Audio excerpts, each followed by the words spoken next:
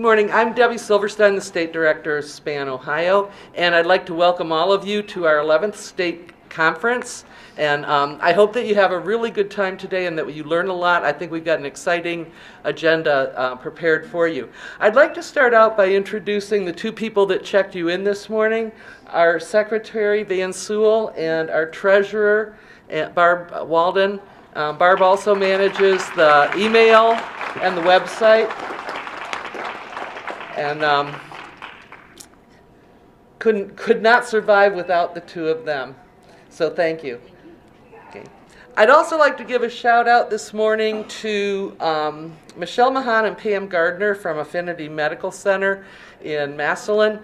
Michelle is with National Nurses United. National Nurses United has been a staunch supporter of single-payer Medicare for all health care for a long, long time, and really has led the battle. And Pam is a nurse at Affinity Medical Center. They have recently won a big labor victory.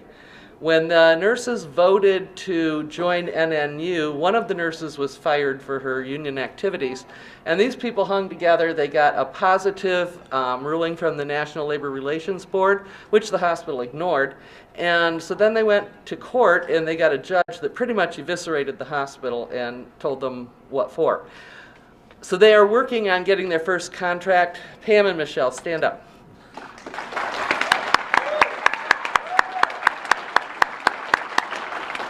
They did manage to get the nurse that had been fired reinstated. I was there the day that she started back to work. And I have to say that this Affinity is owned by Community Health Systems, which is the largest for-profit hospital system in America. And this causes a problem. You know, for-profit hospitals, the bottom line is profits, not patients. In Bluefield Hospital in West Virginia, and I saw this article and this really struck me, the nurses there had to hold a bake sale in order to buy hospital equipment like blood pressure cuffs. You know, this is for-profit corporate healthcare, people.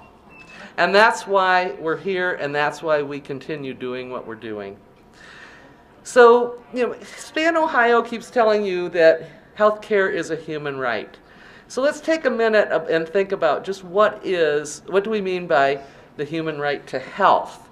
And we go back to the UN Declaration of Human Rights, which says everyone has the right to a standard of living adequate for the health and well-being of himself and of his family, including food, clothing, housing, and medical care, and necessary social services, and the right to security in the event of unemployment, sickness, disability, widowhood, old age, or other lack of livelihood in circumstances beyond his control. The United States urged the passage of this. The United States signed this Declaration of Human Rights. We ratified this Declaration of Human Rights. We do not live up to it. And we won't live up to it unless we force the United States, our country, to live up to that. Some people think that these are merely suggestions, but I always thought that when you signed and ratified a treaty, that the idea was you were supposed to live up to it, that it wasn't a pick or choose type of situation. So when we look at what they've said about the human right to health and well-being, you know, we go to the definition: the human right to health guarantees a system of health protection for all. This includes the right to equal high-quality health care and the right to living conditions that enable all of us to be as healthy as possible, such as adequate food, housing, and a healthy environment. Medical care is one aspect of the human right to health, but without those other components, the medical care can be compromised. It may not do the job it's supposed to do if people do not have adequate nutrition, if people live in homes that are mold infested, insect infested, if people do not have a clean environment, if the air is dirty, if the water is totally contaminated. You can have the best health care, best medical care, but those components are going to work against it. So we need to be concerned, while we emphasize at SPAN the medical care portion of it, we need to be concerned about all of those components that lead to health or that affect health. And we need to look at it in a more global aspect of it. So the problem is that economic inequality has been growing for quite some time here in the United States, and that's affected all of those other components of health, as well as the healthcare system itself. We have here in Ohio, 1 in 6 live below the poverty line. 1 in 3 live in food insecurity, and food insecurity is defined as below 200% of poverty. So 1 in 3 Ohioans is eligible for food assistance through food banks. That's nothing to be proud of. A lot of these people are concentrated in our Appalachian counties, but it does go throughout the state. I think it was Athens County, quite frankly, that had the highest level of people that were eligible for food assistance. It's a sad situation that we don't take care of each other. We need to start doing that. We need to come together as a community. Okay. So understanding that span, again, while emphasizing the medical care, we have lent our name to other issues that are related to the human right to health. We have participated in the No Cuts Coalition in Cleveland, where we were speaking out against cuts in food stamps, where we were speaking out against cuts in the unemployment benefits, and in favor of raising the minimum wage. Jobs at living wages will do a lot to improve the health of this country. We also have endorsed the Fund Our Communities project that seeks to turn a wartime budget into one that funds basic services for our communities. And we have endorsed National Nurses United's efforts to enact a Robin Hood tax and the Main Street contract that they have for the American people. The Main Street contract calls for jobs at living wages to reinvest in America, equal access to quality public education, guaranteed health care for all, a secure retirement and the ability to retire in dignity, good housing and protection from hunger, a safe, clean, and healthy environment, and a just taxation system where corporations and the wealthy pay their fair share. Who wouldn't want that? Okay? So, and those are issues that we will continue to concentrate on. We will partner and we will collaborate with organizations that support the other components of health, and as we continue to work towards a just healthcare system that does meet human rights standards. Okay, a couple of announcements. If you have, first of all, in your packet that you received, there is an evaluation form. We would ask you to please fill that out before you leave today. We want to know what you thought of the program today, and we want you to make suggestions for what you would like to see and hear next year. Okay. Also, if you are doing this, is there anyone here that wants CPE credit, social workers, counselors, marriage and family therapists? If you are here for credit, you need to check in with Marcia Hartman right there, and she will get you checked in and make sure that you're on the track to get that credit. There's up to 2.5 credits available for counselors, marriage and family therapists, and social workers. Okay. And then I would like to next introduce to you our keynote speaker. Our keynote speaker is Gerald Friedman. He's a professor of economics at the University of Massachusetts Amherst. He is very well versed in labor economics, and he has also been working in the area of healthcare economics. He has done economic impact studies for Pennsylvania, Maryland, Colorado, you did one, and for the United States of America. He did an economic study of what would happen if we were to enact H.R. 676, Medicare for All, right now. What would happen in the next year? And so I would like to introduce Gerald Friedman and turn it over to him. Thank you. Thank you, Debbie. Thank you for inviting me. Thank you for being such a great host. If I could just suggest one tweak on your introduction, rather than saying if we enact H.R. 676, when we enact H.R. 676. Yeah. But as I said, thank you very much for having me. I'm a professor of economics. I teach the mega lecture with 700 students at 8 in the morning on Mondays and Wednesdays at UMass. It's been quite a challenge this year. One day I got there, it was minus 13 on my Fahrenheit on my car thermometer. So it's nice to speak to a small group of people who are here because they want to be here, not because it's a required course.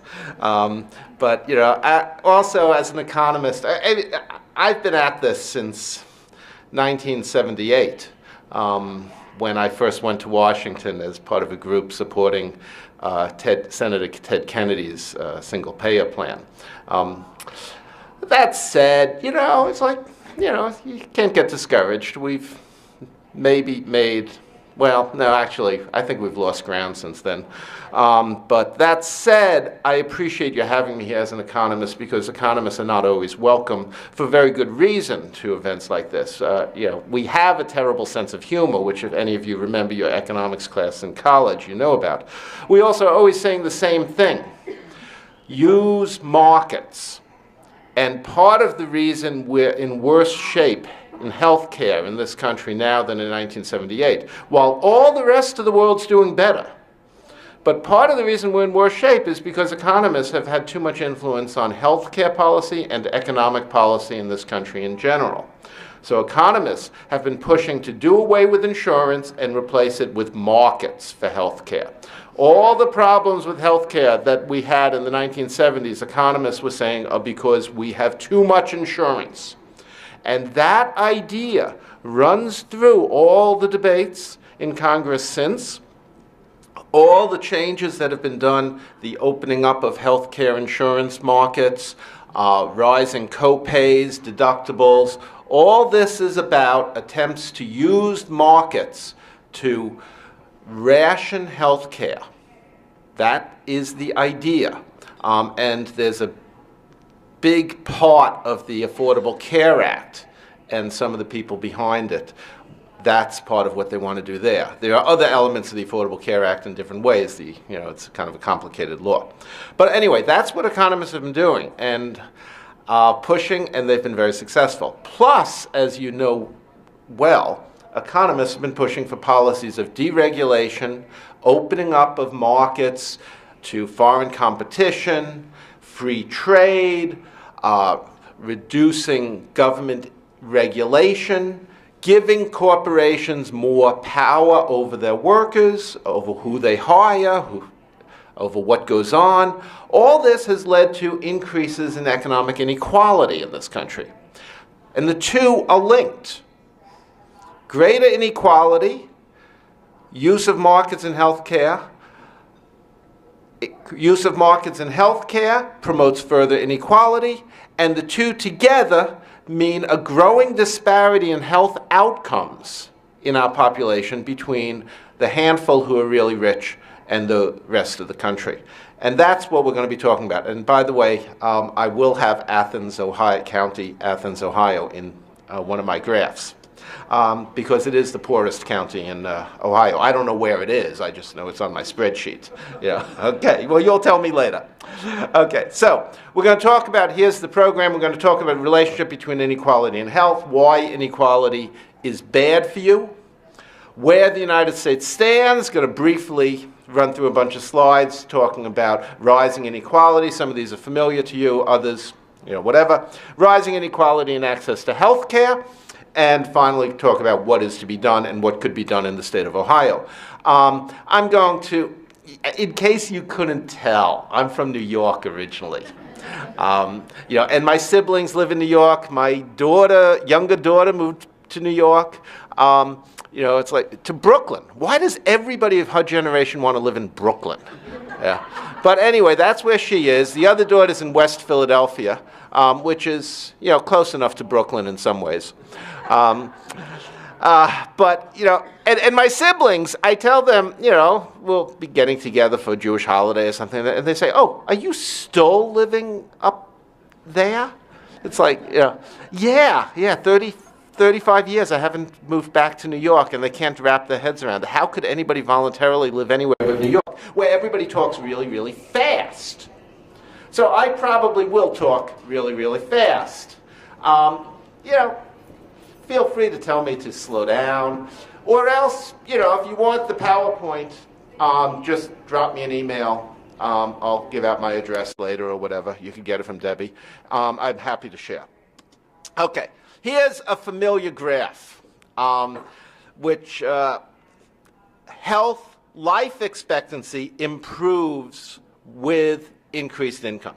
This is part of why economists and others think it's good to have more income. You have more income, you live longer. Notice, however, down there, way below the line, is the United States of America. We have 4 years less life expectancy than we should have if we were like other countries. Our life expectancy is 4 years less than you would expect us to have given our income level.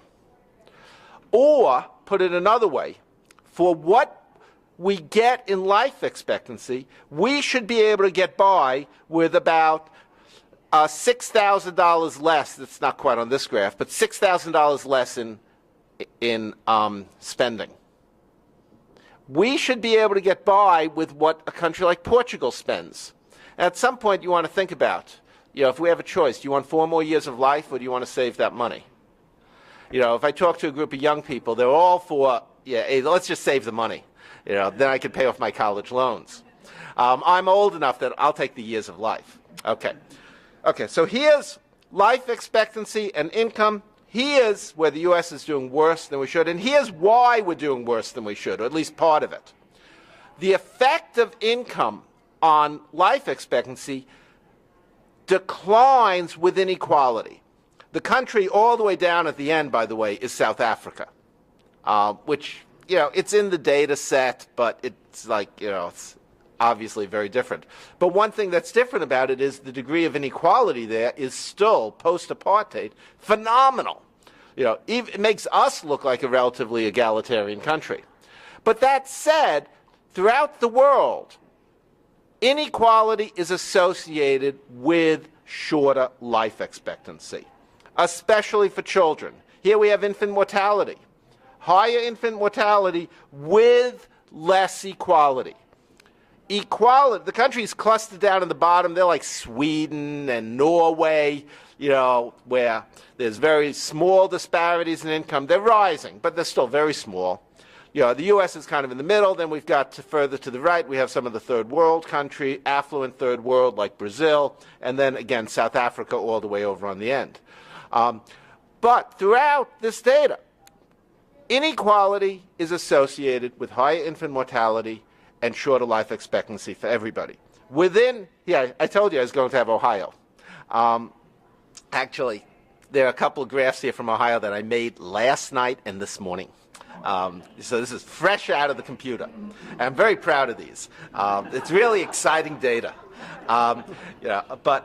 Anyway, premature death rates. This is age-adjusted mortality.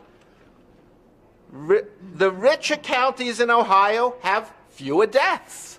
Athens, Appalachia, counties that I'm assuming are in Appalachia. I don't know the county names, and I didn't have a map. I could have had a map, but I was lazy. I had a TV with cable. It's like, Anyway, we don't have TV in Amherst. We're too pretentious. The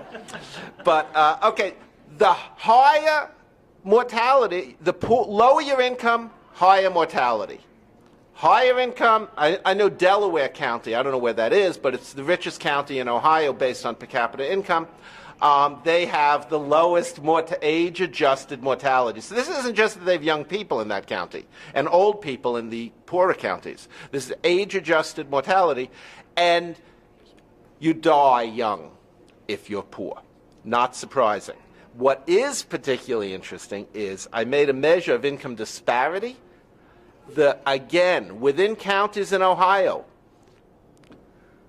inequality within the county is associated with higher mortality. Inequality is bad for you. It's bad for you if you look across American cities. It's bad for the rich as well as the poor, although it's especially bad for the poor. Surprise. But it is bad for the rich, too. Cities in the United States with the highest level of inequality, places like Dallas, Texas, Los Angeles.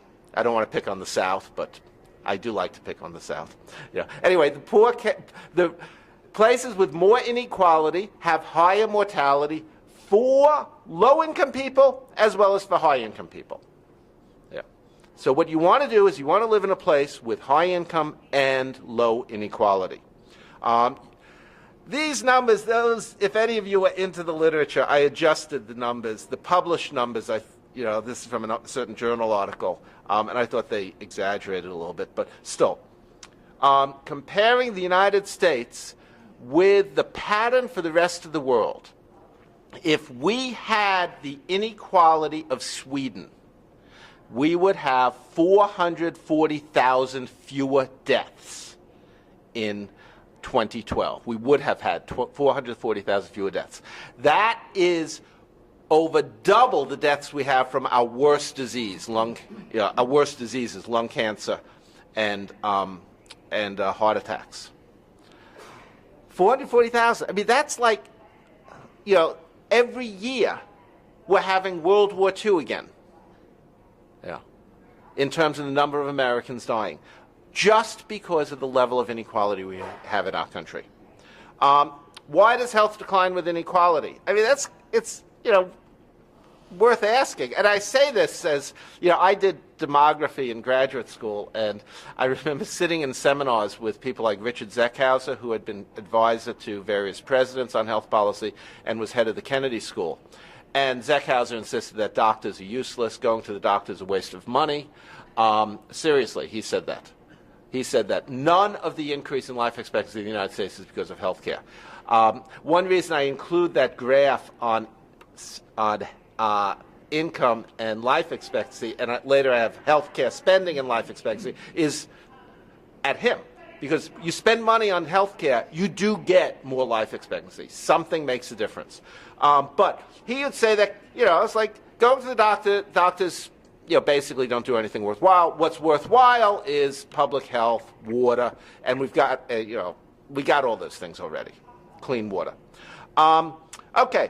Anyway, what is it about inequality that makes you sick, given your level of income? Well, stress.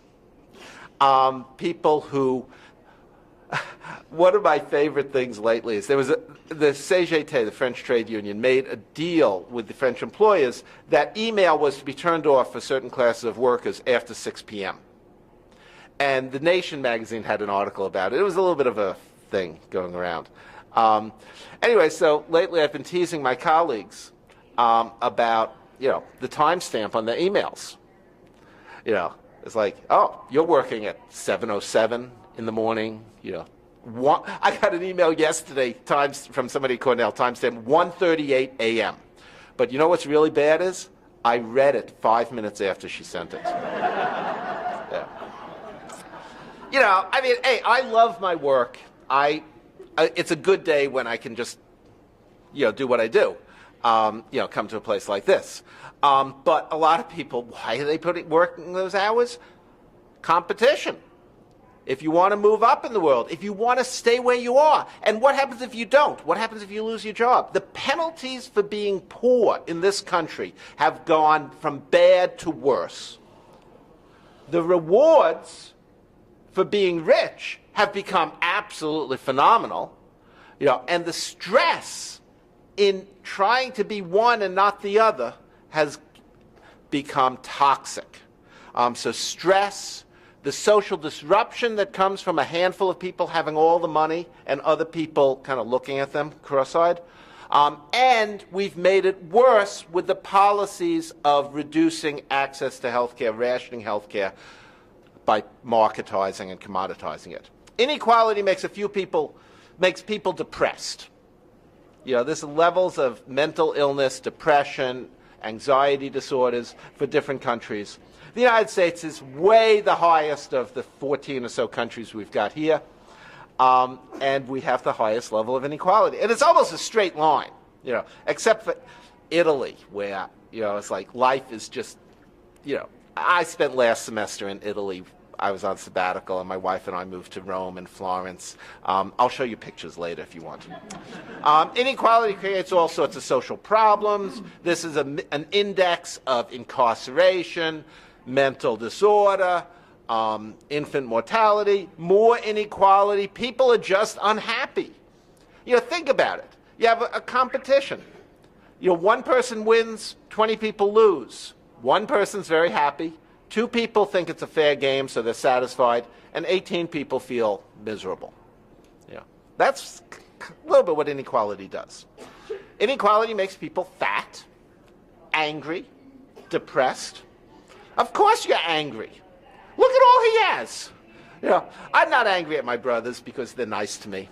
And I have a good job, and I get to live in Amherst. I mean, it's like, and come to places like this. So, I'm fine. But, you know people who have gotten rich while you haven't, who have gotten better jobs than you.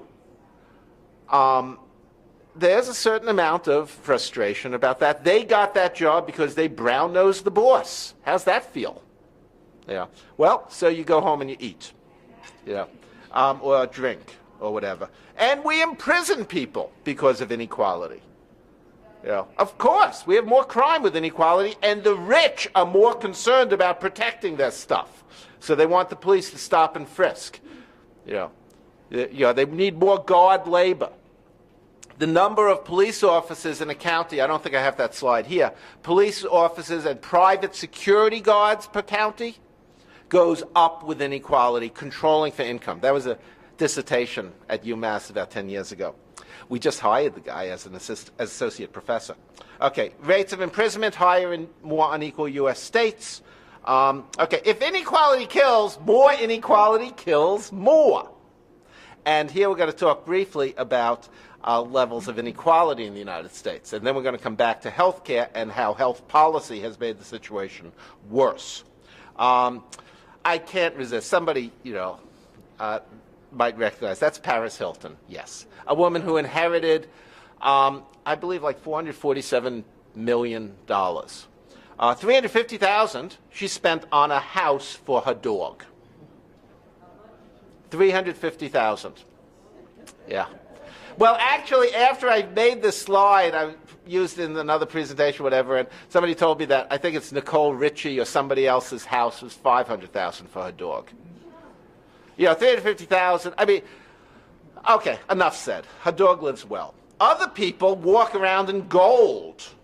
I mean, there's a gold statue of Kate Moss and tunic dresses made from gold coin. And it's like, there are people in Wall Street, year after year, who get bonuses of $30 million.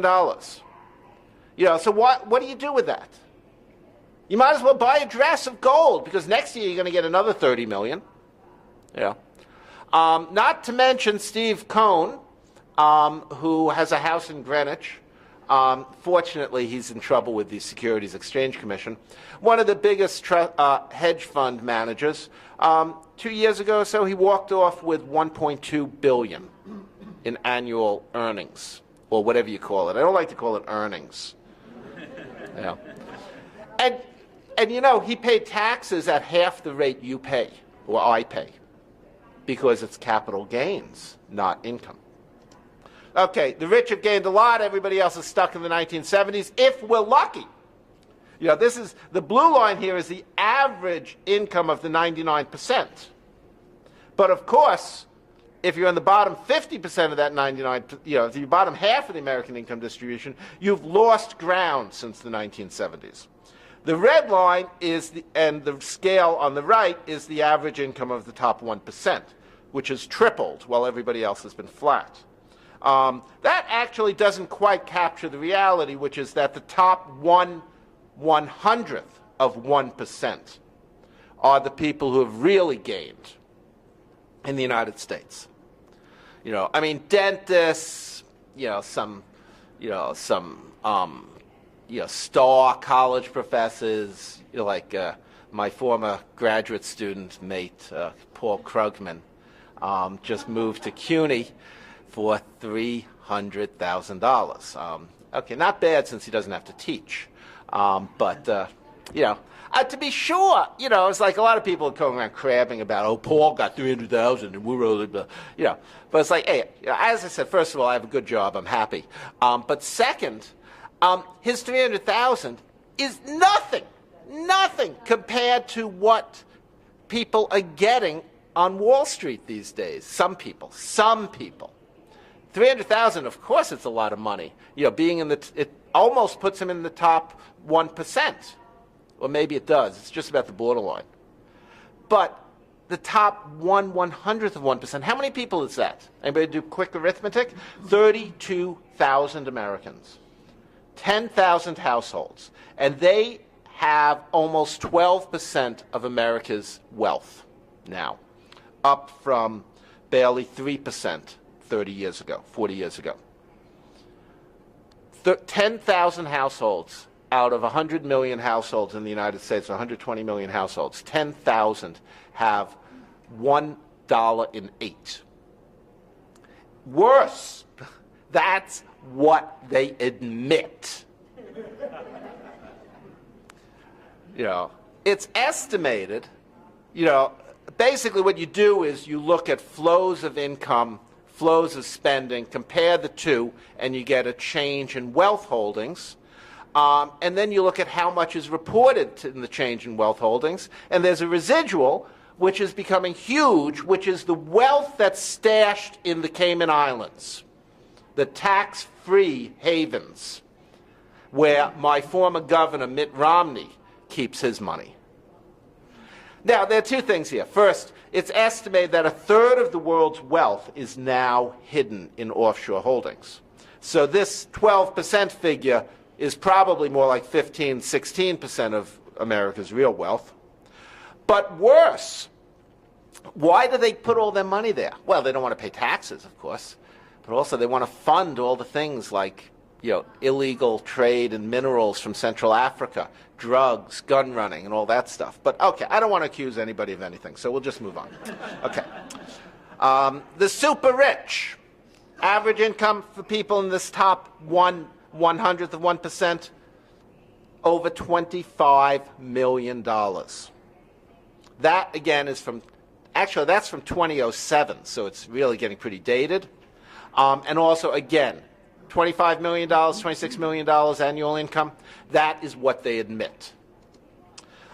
These are tax returns. One of the nice things about having friends in Washington, or having won a couple of elections, sort of won, whatever, is the Obama administration has all these economists putting out data that was buried in the Bush administration. And this is one, a paper from the IRS giving the 400 largest tax returns.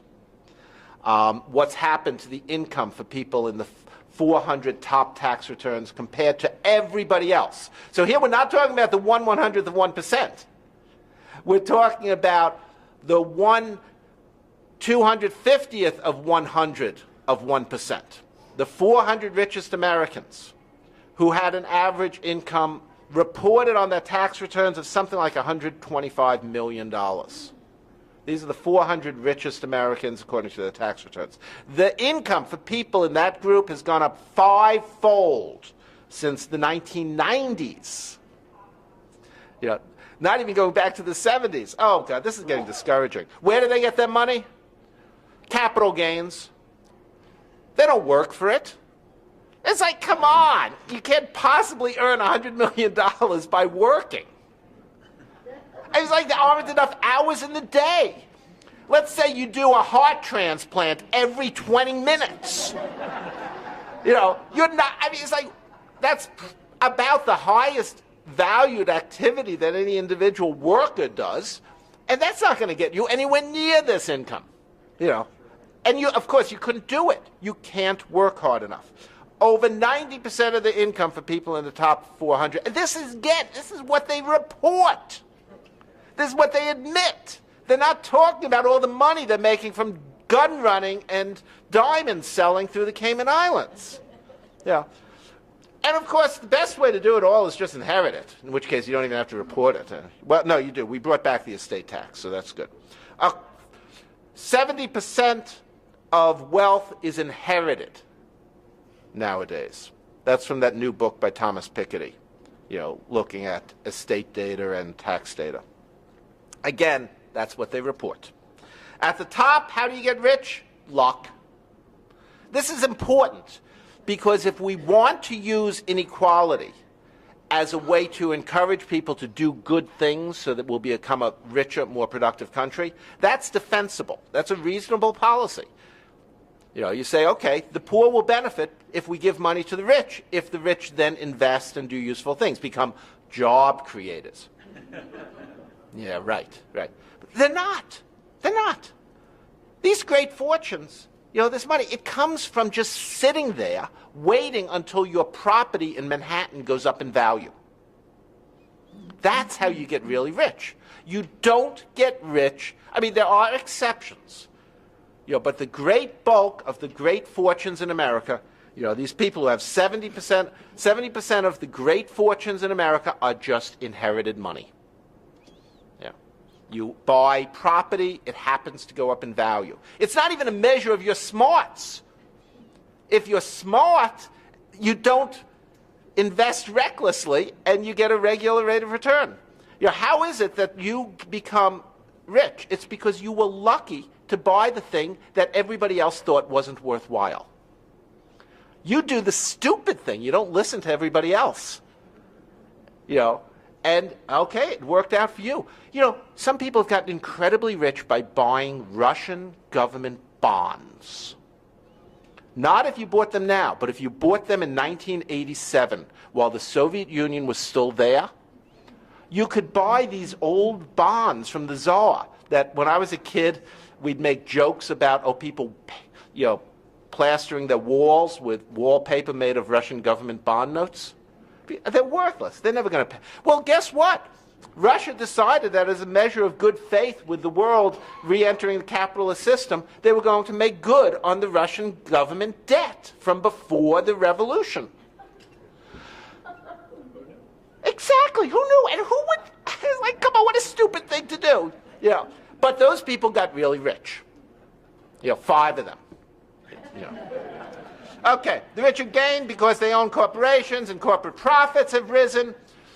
It's like, where's the Great Recession? Remember, we're in a recession, high unemployment. Look at what's happened to corporate profits in the last couple of years.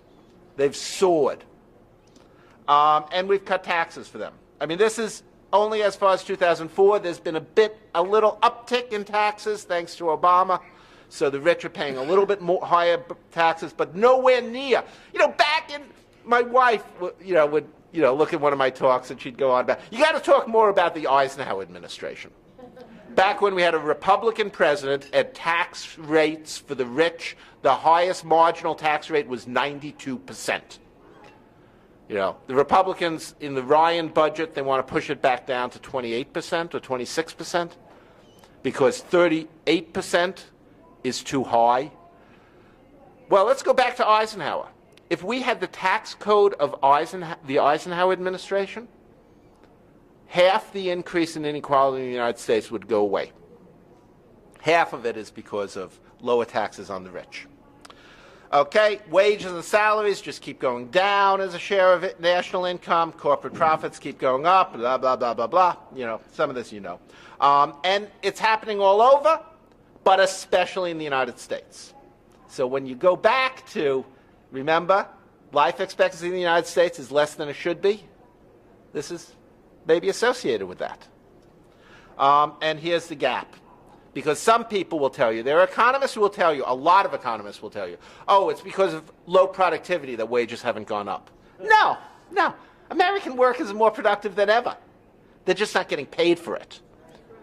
We used to be paid for our productivity. Now, the job creators can't afford to pay us for being so productive. Okay. Our for-profit healthcare system makes everything worse. It exacerbates inequality, and it turns that inequality into an instrument of death.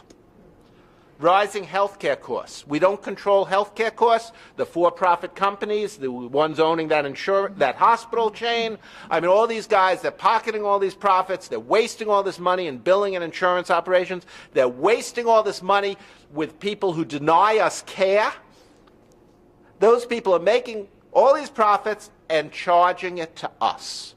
And that's eating into American workers' wages. This is what's been going on. The blue line is the average cost of health care, and the red line is average nominal income, not adjusted for price inflation or anything. It's cutting into what you can take home.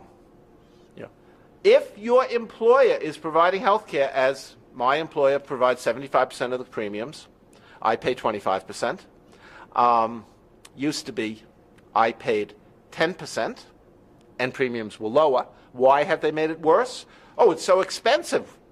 You know, the Commonwealth of Massachusetts can't afford to pay health insurance like this, so you've got to pay it. Thanks, Governor. But anyway, that's money that you can't take home. This accounts for a significant part of the slowdown in wages in the United States. The companies will say, and I've been in labor negotiations in Vermont and elsewhere, where this employer says, oh, well, look at how expensive our compensation bill is. It's all health care. It's not wages. They come and they say, we have to cut your wages because your health care is getting so expensive. And the health care is getting so expensive because of, well, we're going to get to that.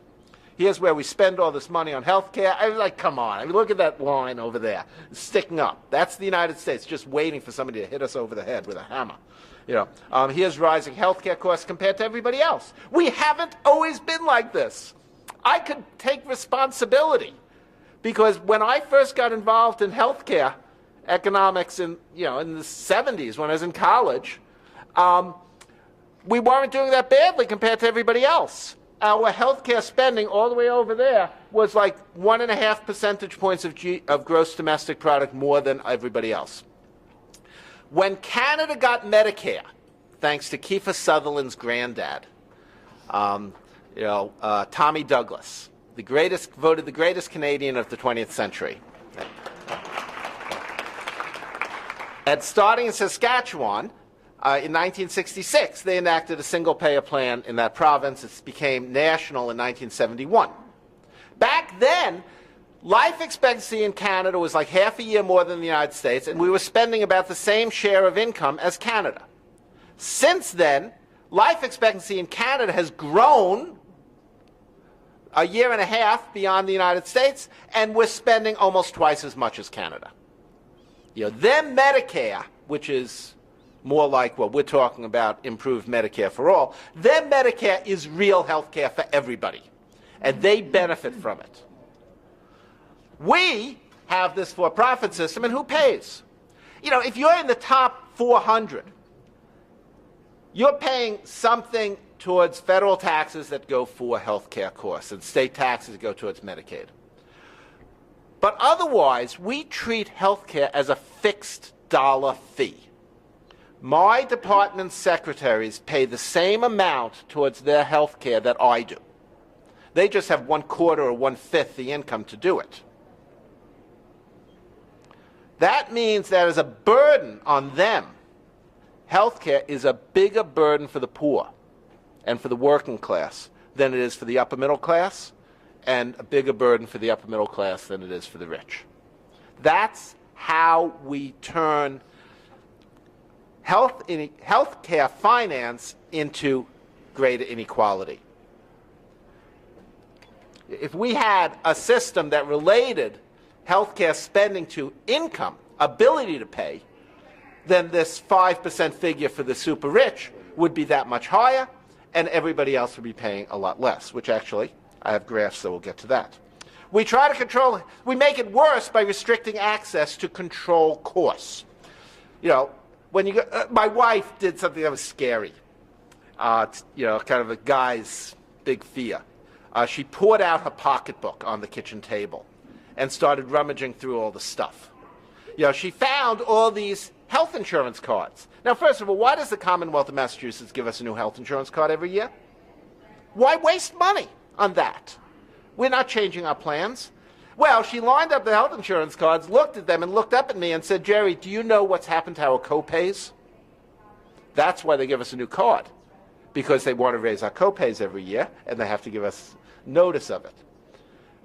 We've gone from a $5 copay to a $35 copay. You know what's scary? And, it's like next time one of us wasn't feeling good, and I said, oh, well, why don't you go to the doctor? Or, well, maybe I'll go to the doctor. I don't remember who it was. And she said, well, it's $35 for the copay. Maybe we should wait and see if we get better on our own. Which is like, hey, you go to a doctor, they'll tell you most of the time you're going to get better on your own anyway. But maybe not. Maybe it's something else. And maybe not going to the doctor because that $35 copay is going to lead to something becoming something that much worse. But that's the idea. Now, who is rationed here? Oh, they'll tell you, oh my God, single payer will lead to rationing. They even say Obamacare, Affordable Care Act, is leading to rationing. My wife will die of cancer because all these other people. I was like, come on. We ration now. And we ration by ability to pay the co-pays and the deductibles or the ability to have health insurance at all. Cost sharing. The red line is the average deductible at a small plan nationwide. This is a proportion of the population with a deductible of over $1,000. So almost 60% of people in small group plans and 30% of people in large group plans have deductibles of over $1,000. Over $1,000? It's worse. I mean, later I'll have Ohio, and it's well over $1,000 on average. And we die young because of it. This is people in the United States, 2001, 2000. I told you it was getting worse. This is where it's getting worse. 40% of Americans in 2010 had some cost-related access problems. Like, they did not fill 25% of Americans in 2010 did not fill a prescription because of cost. I mean, you went to the doctor said, here's a prescription, you need to take this antibiotic, you need to take this diabetes medication. I've talked to many doctors who've said that they would get somebody coming in with some condition that was made worse, and they asked, well, didn't you take what I prescribed? They said, well, I couldn't afford it, so I kind of took half of it every day. Or I skipped every other day. Great. So you just made everything worse in terms of your physical condition. And you could get mad at this person. You could yell at the person, which I'm sure doctors often want to do. Or you could say, well, it's the system because this person couldn't afford the medication. Hey, I went off to Italy. I take this thyroid stuff every day. Same stuff my dog takes. By the way, mine costs twice as much as his. I went into work and I said, doctor prescribed. Now I'm in the group that takes something every day. And, I said, it's not so bad, it's what my dog takes. And one of my colleagues, actually several of my colleagues, they all had the same first question. Not what drug is it, or how are you feeling, or no, whose is more expensive? That's economists for you. But anyway, so I went off to Italy, having a great time, forgot to renew the prescription. If I was smart, I would have bought it in Italy, which is a fraction. I found this out when we took our daughter to the hospital because she had sinus infection. The hospital was free. Prescriptions were virtually free. That's socialist. That's a single payer healthcare. Anyway, but I didn't have enough of the prescription. I came home. I told my doctor. He yelled at me, but I deserved it. It wasn't a matter of cost. I was just being irresponsible. I'm an academic. I kind of forget things. Okay. Anyway, we have the most restrictive access compared to other countries. The United Kingdom, which has the most popular healthcare system in the world in surveys of the population, 4% of the population reports cost-related access troubles. I got hit by a car in England. I went to the doctor and was leaving. I said, how do I pay for this? I was okay. As I was leaving, I asked, how do I pay for this? And the guy looks at me and says, this is the National Health Service. And I said, yeah, I know. He said, you don't pay. Wow. My wife, as I said, at Santa Maria Novella, Europe's oldest hospital with a Fra Angelico painting. Anyway, they were leaving, and my wife kept waving a credit card at people saying, how do I pay? Where do I pay? And finally, somebody spoke English well enough to say, Italian hospital, no pay, not like America. Well, well, there we have it. I mean, 60% of those without health insurance report a cost-related access problem. 40% of all Americans, Over 25% of Americans with health insurance did not do something because of cost. They did not fill a prescription. They did not go to the doctor when they were sick because of cost. Americans with health insurance had more cost-related access problems than people in any other country. The Affordable Care Act, to the extent that it moves people from uninsured to insured, will make a big difference for the people who are uninsured. But it will still leave us with the worst health care system in the world. Especially, again, for lower-income people, because we ration by price.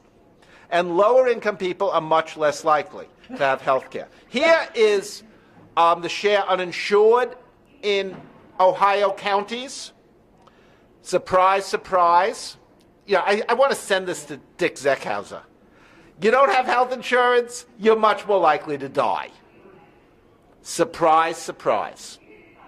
You know, Adams County is all the way over there on the right, or Athens County. Access troubles kill. This shows the proportion of people in Ohio counties who reported some access-related health problem. Yeah, so they did not go to a doctor, they did not fill a prescription because of cost. If you have an access-related problem, you're more likely to die. You know, so those of you who have gone to medical school can feel good about what you did. Unlike economists who are pushing programs that kill people, you guys actually save people. You know, rich Americans are living longer. You know, people are living longer throughout the world. Again, Zeckhauser is wrong. A lot of what's been going on in the last 30 years has been saving people's lives. Better medications, getting people to stop smoking, you know, better treatments. All this is making a difference, especially if you're rich, and for reasons that I don't understand if you're a guy. You know, women live longer than men. But the gap's narrowed in the United States, you know, significantly. I'm not sure. These are Social Security data. The richest 10%, this is based on people who, you know, people's reported Social Security earnings. So it doesn't capture capital gains and all that. But, you know, your earnings are more or less correlated with your income. So, okay, the richest Americans at age 55 now have a life expectancy of 35. So for men who make it to age 55 can expect to make it to 90 if you're rich. That's an improvement of 6 years for those people, for rich people, compared to 20 years ago. So being rich, your life expectancy increased by 6 years if you're a guy. If you're in the poorest 10%, you've gained 1 year. So the gap between rich and poor at age 55 for men has grown by 5 years. All these health improvements we're making, you know, drugs, you know, things they do with your heart, all this stuff is making a difference for those who can afford it. You know, and that not being able to afford it, plus rising inequality, is actually wiping out most of those gains for lower income people, men. For women, poorer women are actually living less. You know, the poorest 40% of American women, their life expectancy has actually gone down at age 55. Yeah. So the effects of inequality are so bad for them that despite all these improvements in medical technology and medical treatments, they have less life expectancy. Yeah. And the gap between rich and poor women has grown by almost 10 years. You know, if you're a guy, you want to be rich. If you're a woman, you desperately want to be rich. The penalty for being poor is especially harsh for women in America now. We treat life in violation of Eleanor Roosevelt and the International Declaration of Human Rights. We treat life as something money can buy. You know, life, liberty, pursuit of happiness, Thomas Jefferson, right. Well, he was a slaveholder, so we know what to make of that. But in any case, you know, this is our national creed, and we are in violation of it. Live longer, get rich if you want to live. We're doing this to control costs, and it's not even working. You know, again, like inequality, if it was increasing income, you could defend it. We don't get increased income because of inequality. And the things we're doing in healthcare, the rationing of healthcare by price and restricting access by price, it's not controlling costs. It's not slowing down the rate of growth in health expenditure. Because what's driving healthcare costs is not people going to the doctor.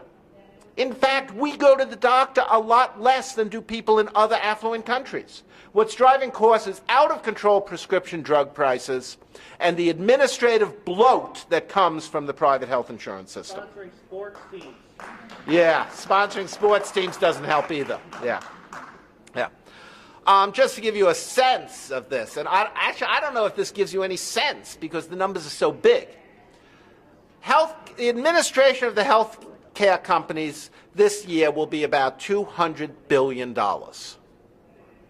know, what is that? $700 per American right there just to administer the health insurance system, health insurance companies. Plus, your employers spend over $30 billion negotiating health insurance plans. It's like, you know, what a waste. And that's the least of it. These two are small.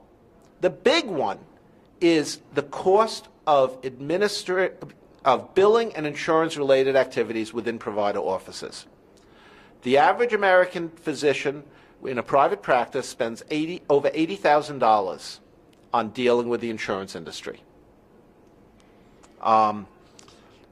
The average American doctor has a staff person who works half-time dealing with billing and insurance-related activities. You want a job in healthcare? Become an administrative support person. That's the largest occupation in healthcare. More billing people than nurses.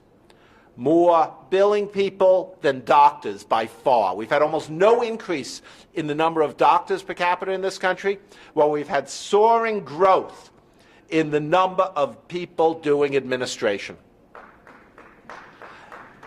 You know, again, one of my colleagues said to me, you know, at one point I was going to do a talk about, we were going to talk to the people in the legislature, having actually a bit of a debate with the insurance executives. And he said, ask the insurance executives one simple question. What do you add to our health care? What value do we get? How many lives have you saved? Waste, you know, I could defend any of these numbers. You know, what you want to take away is there's huge waste. If we operated our healthcare system, our healthcare finance system, as efficiently as Canada, we'd be spending half as much as Canada does. One thing I want to go back here. The billing and related, there are more people doing billing at the average American hospital than there are beds.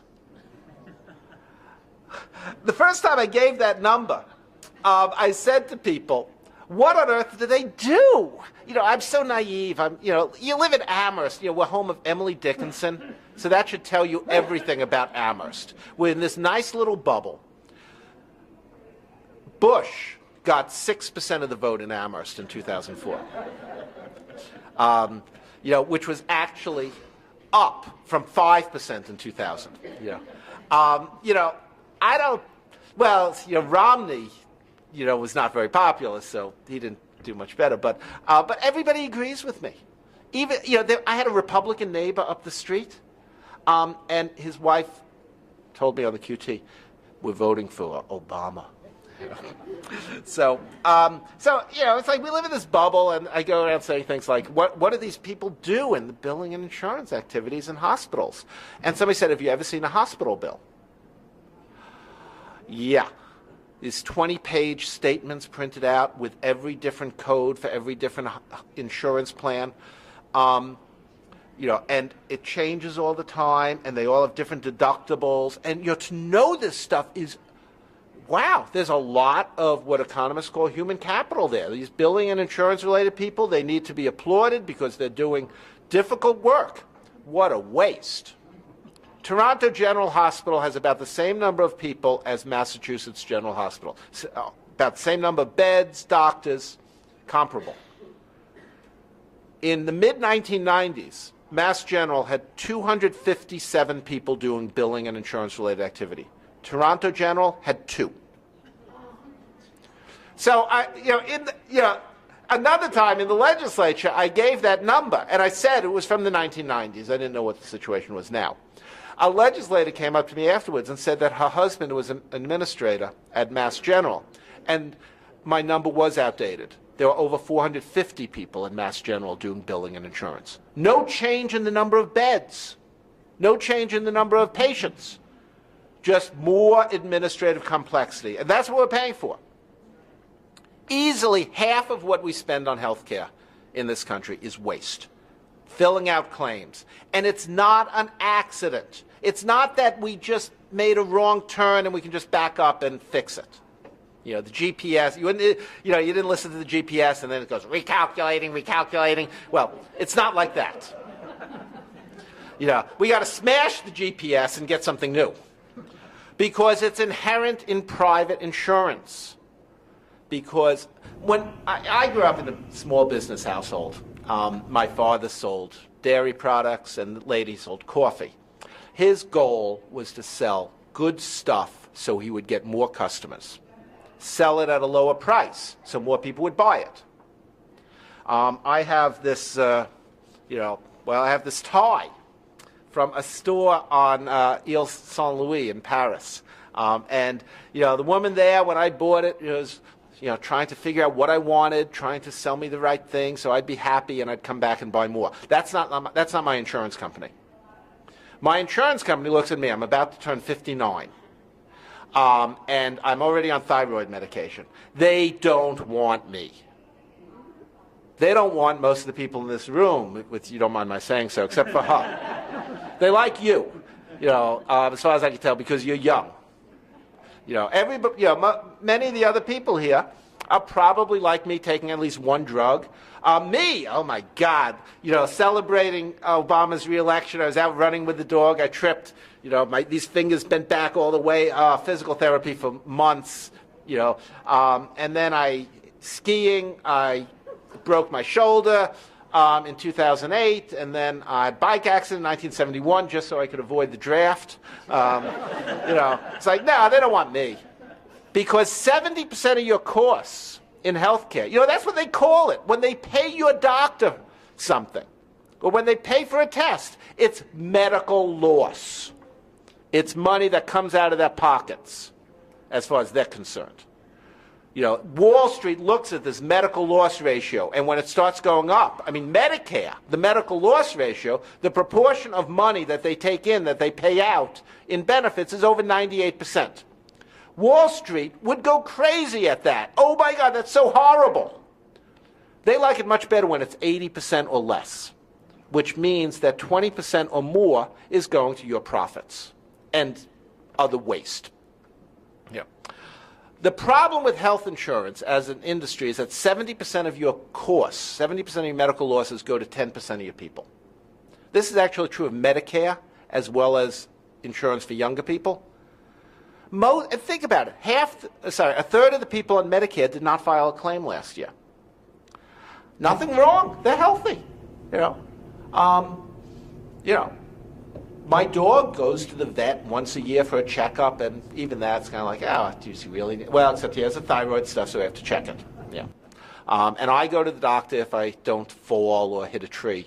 I don't go to the doctor very often. But most people don't go to the doctor. You go to the doctor and you run up expenses when something really bad happens. You get cancer. You get hit by a car. You have a heart attack, a stroke. That's when you run up a lot of bills. They want to find the people who that's going to happen and get rid of them before it happens. That's how you make money as an insurer. Not by selling a better product to more people, but by selling a worse product to fewer people. That's the path to profit in health insurance. Find the 10% who are going to get sick and drive them out. That's called lemon dropping. Find the people who are young and healthy, attract them. It's called cherry picking. Those are the terms of art, and that's the path to profit. I had I won't say a friend, but somebody who I worked with, who was a sociologist in the mid-1980s at Stanford. And she was good, but she decided to leave academe, and she tripled her pay by going to work for Kaiser Permanente in Southern California, a relatively benign insurance company. Her job at Kaiser, for which they paid her 3 times what she was getting as an assistant professor at Stanford, her job at Kaiser was to go through their data using the latest, which at that time was brand new computer technology, go through their data, identify the people who were going to be expensive and the things they did not like, so you could get them to go away. For that, they paid her what, at that time, in the 1980s, they were, good hospitals were paying top brain surgeons. What was she adding? Nothing. She was making the world worse. Though the key here, insurance companies and drug companies are getting rich off of us. Our drug prices are 60 to 80% higher than cost.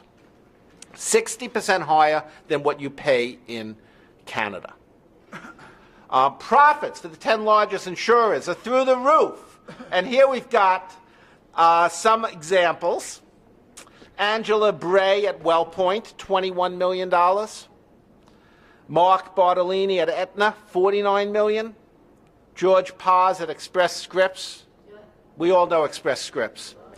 $59 million. United Health Group's $49 million. And then over here we have Humana, which apparently is not the largest hospital chain, I've learned. And maybe that's part of why he's only paid $7 million. And if you look at him up there, he looks very unhappy.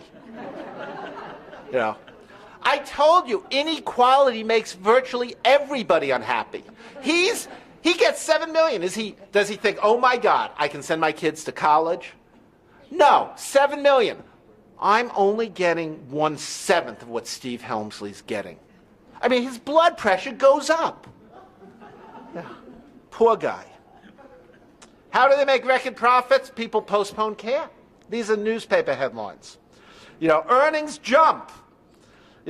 Profits exceed expectations because lower costs. What are lower costs? You guys didn't go to the doctor. You were scared off by the copay. Your high deductible was more than you could handle. So you just stayed home and hoped it got better, which oftentimes it will, but many times it doesn't. Single pay is the solution because it gets rid of almost all the administrative waste. If we just move to the medical loss ratio of Medicare compared to what we have now, we save about $400 billion between the $221 billion saved in provider administration and the $197 billion saved by getting rid of private insurance administration. These numbers, I went through these things multiple times, first for 2013, then for 2014. I really wish we would get single payer already so I don't have to update these numbers. The other big one is drug purchasing. $116 billion if we paid world prices for drugs instead of paying inflated prices. And they'll tell you, oh, our R&D will suffer. Oh, my God. I mean, I'm at a university. I know who pays R&D. Drug companies don't pay for real R&D. They pay for evergreening their drugs, changing the packaging so they can get it back under patent. Who pays for R&D? You do. You pay for the National Institutes of Health, the National Science Foundation, and university researchers. Everybody I know in biology and chemistry at UMass is doing something related to drugs and life-prolonging research. I mean, that's what they do in biology. And who pays for it? Not the drug companies. The drug companies mine that stuff, take it out of public domain, research that we paid for, they turn it into a drug, they put a color on it, they patent it, and all of a sudden what you paid for, you now have to pay for again in inflated drug prices. Okay, so we get about $600 billion in single-payer savings nationally. $400 billion would go right back into the healthcare system to pay for upgrade of Medicaid rates, increased utilization when we reduce the amount of copays, when we do away with copays, when we do away with deductibles, so people just go to the doctor when they need to instead of dying, and then cost of expanded coverage when we cover everybody. You don't have to wait for the country. And if you do this quickly enough, I won't have to do a full-blown study for you guys, which would save me a lot of trouble. A single-payer system in Ohio, in 2017, you can do it. And with what's going on in Vermont, they may beat you, but you may be able to get in under the wire. I don't know. People keep asking me, are you talking to people in Vermont? And so far, the only people I've talked to in Vermont is the Vermont State Employees Association, which wants me to help them navigate the single-payer system because they're not that happy. They're concerned about losing their, relatively good health coverage. But on May 9th, I'm meeting with somebody from Vermont because they're having trouble working out the financing. I'm hoping to push them in a better direction. Okay, anyway, you can lead the way in Ohio. You'd produce $23 billion in savings, approximately. This isn't a full-blown study, just kind of rough and ready. Again, mostly through getting rid of administrative waste, which means not only you save money, but you don't have to get on the phone to that person in Omaha who knows nothing about your patients or your condition. You don't have to beg for, well, would you please let me use the drug that might help me instead of the cheap one that you happen to have in your formulary that's not going to work for me? Yeah. So doing away with administrative waste is not only good financially, but it's good in itself. It will reduce the stress. How many people stress about, should I get this crown on my tooth, which I really need before something worse happens, or should I fix this device? Given that I have $300, which way should I go? Or should I fill this other prescription that I've been waiting? It's like, or your kids. My children are 26 and 23, so the 26-year-old is aged out of our plan. Thank you, Affordable Care Act, that we kept her on for a couple of years, but over. And my 23-year-old. How many of you worry about your children, whether they'll be able to get health insurance? Because nobody gives health insurance to young people anymore as employees. Okay, anyway, so we get huge savings that go beyond the financial. Now, my estimates here, the green thing is expected utilization costs. I did this a little differently than for the nation because with everything that's been going on with reduced utilization, rising copays, deductibles, I think there's more backlog of unmet needs, which if we bring in single payer, there'll be a bump up in utilization. So anyway, we'd have $8 billion in extra costs, net savings. You'd have better health care, and you'd still have $14 billion left to buy another boat or go on that ski trip. How we'd finance it, here's the numbers on all that. You don't need, if you want, I'll give them to you, but, basically, you're getting this through greater efficiency, doing away with things that you don't even like. Over time, the savings from single payer in Ohio would grow because, remember, you're getting these savings by controlling drug prices and administrative costs. Those are the things that have been increasing in cost over time. So if you control the things that are going up in cost quickly, then you slow down the whole rate of growth. That's why Medicare has become more efficient relative to private insurance over the last 40 years. Some people of a political party that I will not mention especially will tell you, oh, Medicare is the problem. Medicare pays too much. No, Medicare is the solution. Medicare has been controlling costs much more effectively than private insurance because they have not had that administrative bloat that accounts for 75% of the increased costs in the United States compared to Canada is explained by administrative bloat in the United States. You control that, you will control healthcare costs, you will have a sustainable healthcare system that provides health coverage, good health coverage for everyone, the health care that all Americans deserve. It will be fairer. The biggest savings will go to low-income and working people, people who are unlucky. I mean, what's the difference between somebody who's poor and somebody who's rich in this country? Mostly luck. You chose the wrong parents. You had the wrong genes. You silly person. You should not have had that schizophrenia gene. You should not have had that weak immune system gene. You should not have had the breast cancer gene. So it's your fault. You're poor? Well, whatever. Under this plan, you would not be penalized for that bad luck. It's bad enough you suffer the slings and arrows of outrageous fortune, but you should not have to pay for it too. Oh, wait, one more thing. Average savings for a worker in Ohio, average private sector worker, premiums are now over $9,000. Deductible is close to $2,000. We would reduce that under single payer, producing savings, net savings of over $7,000. That's not even counting savings on the co-pays. We'll create jobs. Businesses will flock to Ohio because the businesses' insurance costs will be lower. And all of you, all of us have a right to health care. You can make it happen. Thank you very much.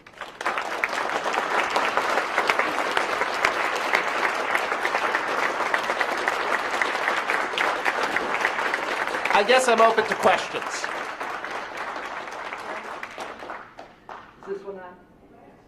There was a interesting graph that I saw when I was in public health school that showed what happened to visits in the province of Quebec, which was a natural social experiment because they were the last province to go single payer.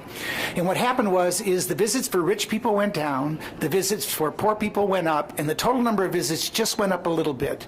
And I don't know whether you've actually reviewed that data, because I would predict that maybe some of your increased utilization would be blunted, actually, because doctors are they're cherry picking too. They're cherry picking patients who have insurance, and there may be, when there's that marginal error, they're doing tests that they otherwise might not do if it didn't matter, and they might focus more on those that need it. That's really interesting. I need to look into that. I've looked at the aggregate data, not decomposed by income level. So what you're saying is doctors were facing more demand for their services. So they went to some of their richer patients, who they previously liked having, and said, you don't need to come in next month. You can come in 2 months. Every 6 months instead of every 3. Yes, yes. Well, that's really interesting. The estimates of utilization I have here for the national are based on the change in Canada when they moved to single payer, the average change within provinces. For Ohio, I upped that by estimating the reduced utilization over the last 5 years by looking at national data, because I don't feel comfortable using the low Canada number anymore. We're doing so much to keep people out of doctors' offices.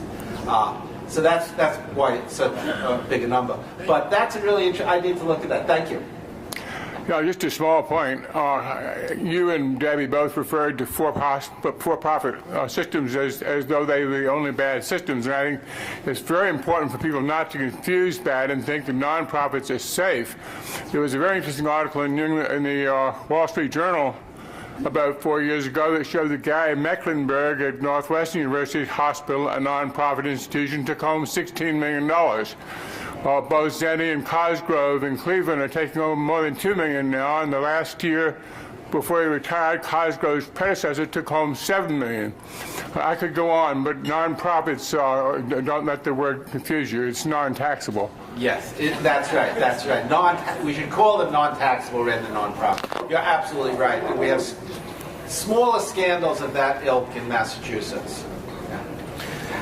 Yeah, thank you for your presentation.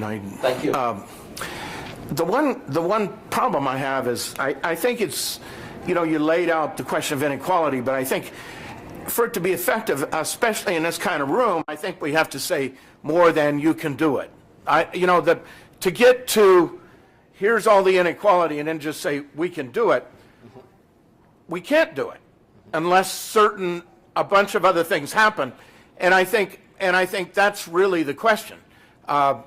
We have elections coming up, and in our political system, that's an extremely problematic, difficult question that calls for nuanced answers, I think, or nuanced discussion at least.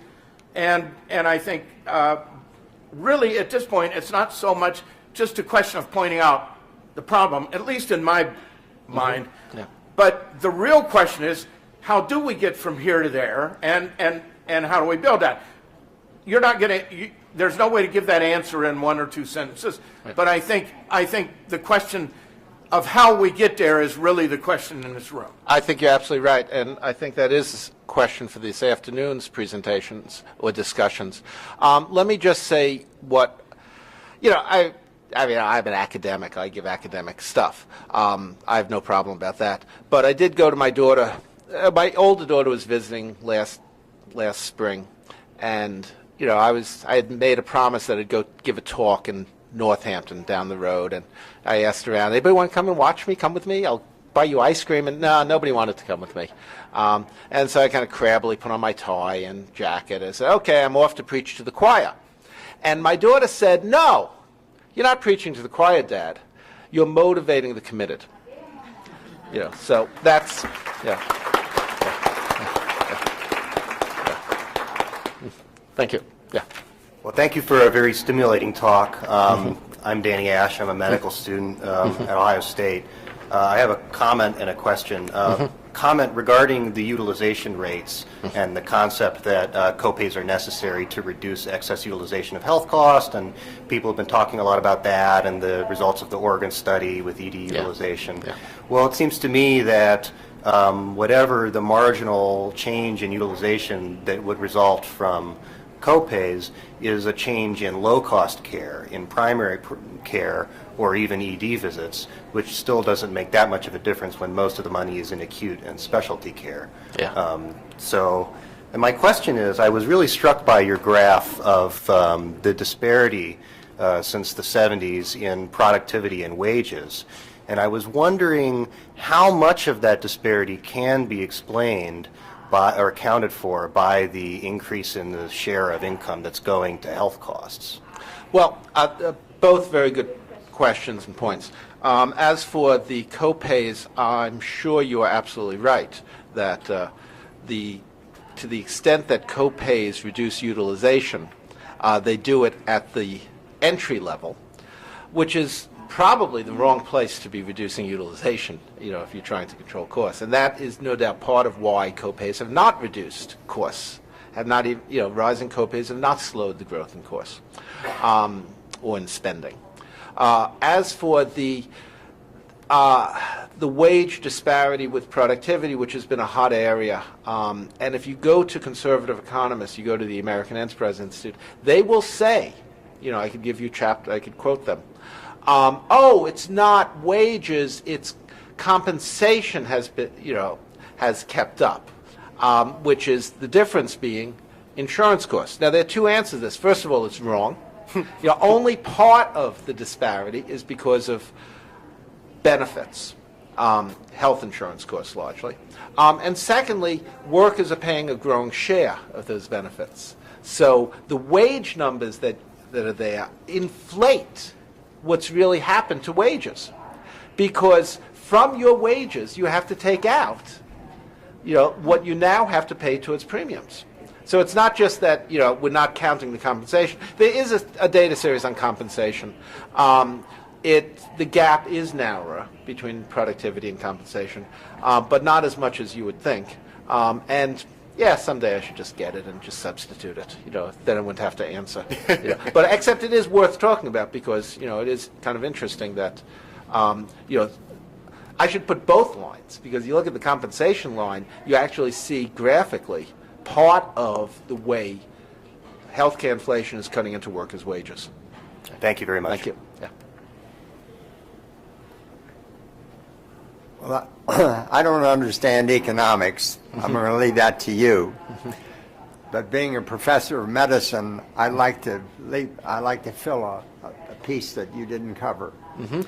And that is, even before the economy tanked in 2007, 20% of our people either had no health insurance or they were underinsured, which means they had it, but the copays are so high they couldn't use it. Now, they got no preventive medicine, they got no primary care. When they get sick enough, they go to the emergency room. Very expensive. The emergency rooms are overwhelmed with the amount of uncompensated care they give, so they shift the costs to the insurance carriers, who then pass it on to us and add on a big profit that you so elegantly did. So that's the big part of the problem. And the Affordable Care Act still leaves about 30 of the 50 million people who were uninsured, still leaves about 30 million of them, and they're still going to go to the emergency room, and their costs are still going to be shifted. Yes, you're absolutely right. If states would all do the Medicaid expansion, then we'd get that number of uninsured by 2012 or so down to 2022, down to maybe 20 million, including the undocumented, and including several percent of the population that will still not get health insurance. What's interesting with the Affordable Care Act here is that if it was fully implemented, all the states had Medicaid expansion, you'd shift many people from uninsured to underinsured, which is better, and some of them to decent insurance. But after 2022, the number of people without insurance is expected under the Affordable Care Act to increase, because the Affordable Care Act has no real mechanism to control costs, to bend the cost curve. And without that, insurance premium are going to go up. We're getting a little bit of a savings now because people haven't been going to the doctor, which is hardly the reason we want to be getting savings. People have been too poor to go to the doctor with the Great Recession going on. But once that all wears out, the White House's own projection, the White House has a sheet projecting $800 billion in savings over 10 years because of the Affordable Care Act. Many of these are good things. Some of them are wishful thinking. But it doesn't matter. $800 billion in savings sounds like a lot of money until you compare it to $40 trillion that we'll be spending on health care. So the Affordable Care Act will help some of these people, but by not bending the cost curve, we're going to be right back where we are in a couple of years. And then the choice is going to be more wasteful administration to try to keep people out of doctors' offices, or single payer. My name's Dr. Frida Flynn. I really enjoyed your talk. You've Thank really you. got great statistics to help people understand it. I am on front lines. Something that I was wondering, are they tracking the increase in prior authorizations? My experience is every prescription that I write has to be prior authorized. I've now had to hire 2 more people to do it. They will find some way to reject any drug for about a week or so the patient has to pay out of pocket for it. And this especially includes psych drugs. I was sitting in my office last Friday evening talking to a mother of 4 with a small child whose antipsychotic medication was seriously underdosed, and I wanted to increase her dose. So I called over the prescription, and as usual, that will require prior authorization. So, and I'm sitting there, and the news is on. The young man is going off in Pennsylvania with the knife, stabbing everybody at his school, and I'm thinking to myself, I have a funny feeling he was sitting in his family doctor's office last week, and his family doctor said, I think you need a little bit of a nerve pill, and his insurance company said that will be prior authorization. You have to pay $300 to $500 up front. So this has gotten outrageous. Absolutely. Outrageous. It's criminal. I would like to see these, first of all, these insurance companies should be brought up for practicing medicine without a license. Yeah. And secondly, when they kill people, they should be brought up on criminal charges. Agreed wholeheartedly. I told you you're my favorite union. Well, I'm here, as a registered nurse, caring on the front lines. I'm so thankful to you for the title of your presentation today, because as we are very invested in expanding healthcare to everybody, we cannot ignore the inequality that's causing it. As we like to say, we repeatedly bang around in our union and say, it's the inequality, stupid. This is the fundamental root of really all of these problems, and we have to look at everything in totality of all of these different things. So I'm very thankful that you're framing this discussion today in terms of inequality, and of course this is why, as an organization, we are really fighting for the Robin Hood tax, which we desperately need to help level the playing field. I'll do it for that I was really, I don't know if you are aware that you are currently in a state of addiction. The state of Ohio is currently suffering this, great heroin epidemic, abuse epidemic. And I really believe that it fundamentally comes down to the perceived overutilization and how we're really shifting and really, frankly, as you said, we're really killing people. We're driving them to a situation that's untenable. And then the final thing I wanted to comment on was these things that we're seeing all over the country called clinics in a box. And in other words, they're placing literally like a photo booth where you insert your credit card or your bank card on the corner, and they're not even shy about it. And in fact, they're trying it out in the Cleveland area, in the place where they have the highest infant mortality, worse even than South Korea. And they put this box there to specifically avoid the emergency department. People are working nonstop. You go to the box, you hold up your baby, you put in your credit card, and they will prescribe and treat you without ever having seen you. Now, this is the future. Looking like Skyping? Yes. With your This doctor? is telemedicine. There is huge profit being scooped even through the ACA, writing specific provisions called the high-tech portion of the American Reinvestment Recovery Act, is now funneling additional billions and billions of dollars on equipment that people can profit from that are actually literally also now providing zero care, but they're charging for it. So, and this is criminal, and it's something that we just, again, it's the inequality. We really have to consider it always, and I'm so thankful for the way you framed your discussion today. Well, thank you for that horrible story. Oh, I got more, as we all do. Hey, thank you so much for being here. My name's Will, and yes, sorry, I'm a little tall for the mic. So my name's Will Petrick, and just want to thank you again. Thank you. I've really been thinking about what are the next steps for Ohio, and I think one of the people who asked the question earlier, one of the things that's a frustrating thing to think about in the state of Ohio is after redistricting, our state legislature will most likely be red for the next 8 to 10 years. And so a legislative strategy to me is something that we're just going to keep banging our heads up against a wall. And so I'm also thinking of inequality, and there's been all this talk about how inequality intersects with democracy. So how do we strengthen our democracy? And so in terms of, I guess, other states, other strategies, do we need to put some of our energy into strengthening democracy? I mean, all these issues that we work on are so important, but if democracy is only going to respond to the 1%, do we really need to focus on redistricting or strengthening democracy in some way? But I guess in the other part of that question then is, if a legislative strategy is one that we don't think is something that will happen in the near term, what else is there? Is it organizing around a statewide ballot initiative? Is it just really building a passionate base of people that care about these issues? What, if I have limited time and resources and I'm an organizer, I believe in organizing, what should I be doing? What should I be committed to in the next steps? Well, these are really the questions of the hour.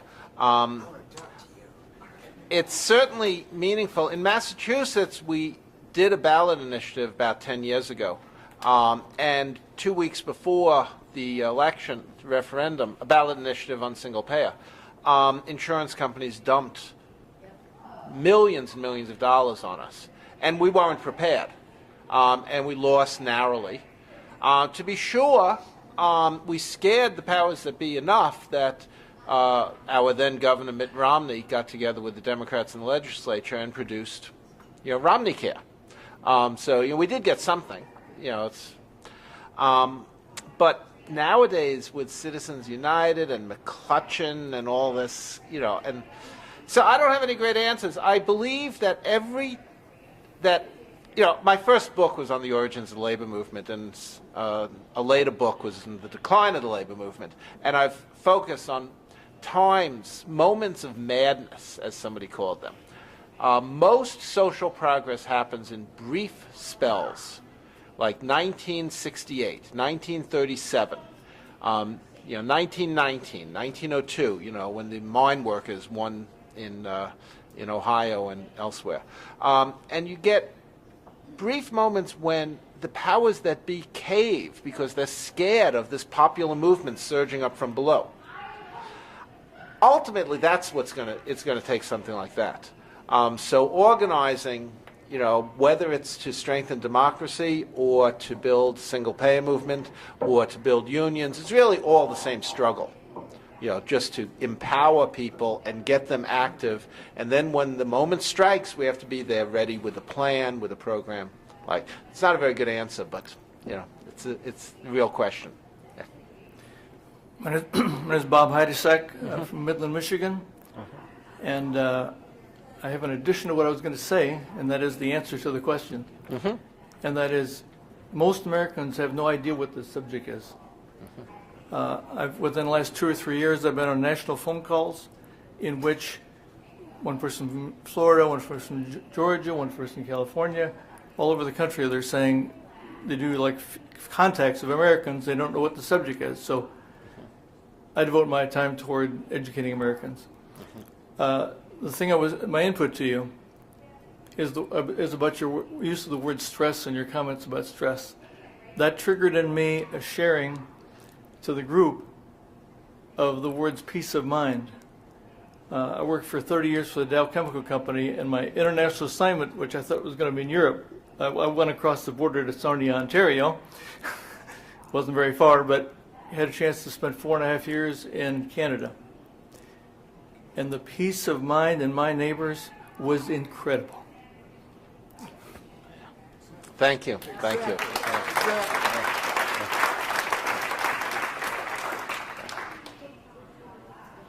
Thank you for naming the things that we suspect are going on, but we really don't quite have enough evidence to say it. So I appreciate you being able to line these things up. Your presentation reminded me quite a bit of Robert Reich's movie, Injustice for All. And he is speaking to this large class of students as the background for this, what he did. And I wonder, the question I had for you as well as for him is, do you feel in an educational environment you're having any impact on these kids, or are they so overrun with the economics of making money that they don't even hear you? Yeah. I mean, I don't blame them, although it disappoints me. Most of the students I teach are or want to be business school people, and but a lot of them are working class kids. They want to do better than their parents. Their parents want them to move up. And what are you going to do? But I do get some students who come to me and they, granted, look, I teach 1,400, 1,500 a year. I don't know anybody's name. But I do get some who, kind of have an interest in using what they learn to make the world a better place. And, given the penalty for economic failure in this country, not talking about the reward for being successful, but just, if you don't get a good job, you don't have health insurance, you can be stuck living in a car, it's terrible. So I have sympathy with them. If you want, I'll give you my Robert Reich stories later. But Hi, my name is Gilda Malone, and I'm from Cleveland, Ohio. And I guess I have a question for you that most people here probably don't even know what it is. What happens to the Hill Burton money now? Hill Burton money? God, I have no idea. I'm sorry. It's gone. It's gone completely. Gone. Yeah. And the reason I asked that question is because I'm from Montgomery, Alabama, and I remember many times when I could never even go to the doctor. Yeah. I could never even go to the hospital. Yeah. We would have to go up to the doctor's house, and he would come out in the back and service us until we eventually got black doctors in my city. Yeah. And so now I am a Cleveland Clinic patient. And I have 10 doctors. And I often say to myself, they say, well, why do you have to go to the doctor so much? I said, because I'm trying to help Cleveland Clinic put a 15-year lifespan on me. So I ask about the Hill Burton money so that people can say when they need to go to the doctor, don't worry about the cost. Just say Hill Burton will pay for it. Okay. Well, Senator Lester Hill of Alabama was one of the sponsors. And I can tell you that one of the most successful social programs in the United States in reducing mortality was the 1964 Civil Rights Act when combined with Medicare, because it forced desegregation of southern hospitals. And you could look from one year to the next and see dramatic drops in black deaths from accidents and infant mortality because people didn't have to go driving off God knows where to find a doctor. Yeah. Yeah. I was talking with a union official at one of the rallies we had in Cleveland a few weeks ago about the Affordable Care Act, and he was saying one of the good things about it was that it limits what insurance companies can collect to 20% or 15%, and so that they can't really keep getting richer. Yeah.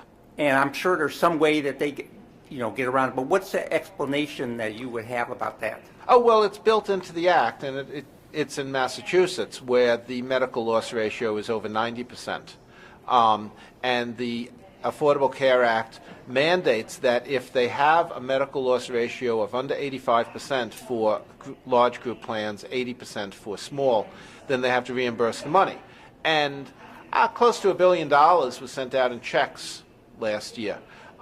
When the act was passed with that provision, I, in my naive academic way, was like, oh, nobody's ever going to pay this because they'll just tweak their books and their accounting to hide some of their expenses and things. So, but no, the insurance companies actually have been caught with, and hundreds of companies have been fined under that provision. So it is a successful provision.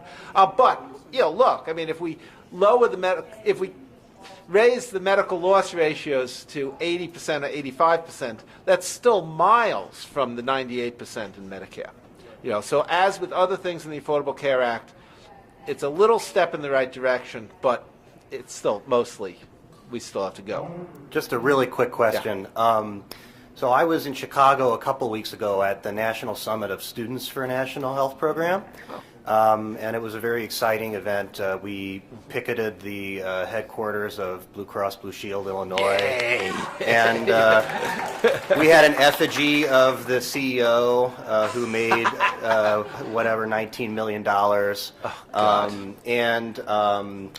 One of the things that I noticed is that in this movement of physicians and medical students for a national health program, there's sort of a divide between people who want to go full throttle against the ACA, seeing it as an obstacle, and people, and I fall into the second category, who are a little afraid of dividing the left by attacking the ACA. So I want to know what you think about what the best approach is, because of course, from my perspective, you don't want to alienate people who might be your supporters by attacking the ACA, but then of course the ACA has all these huge flaws and weaknesses. Yes, yeah. Well, this is a familiar ground for somebody in Massachusetts because we've been dealing with this for years.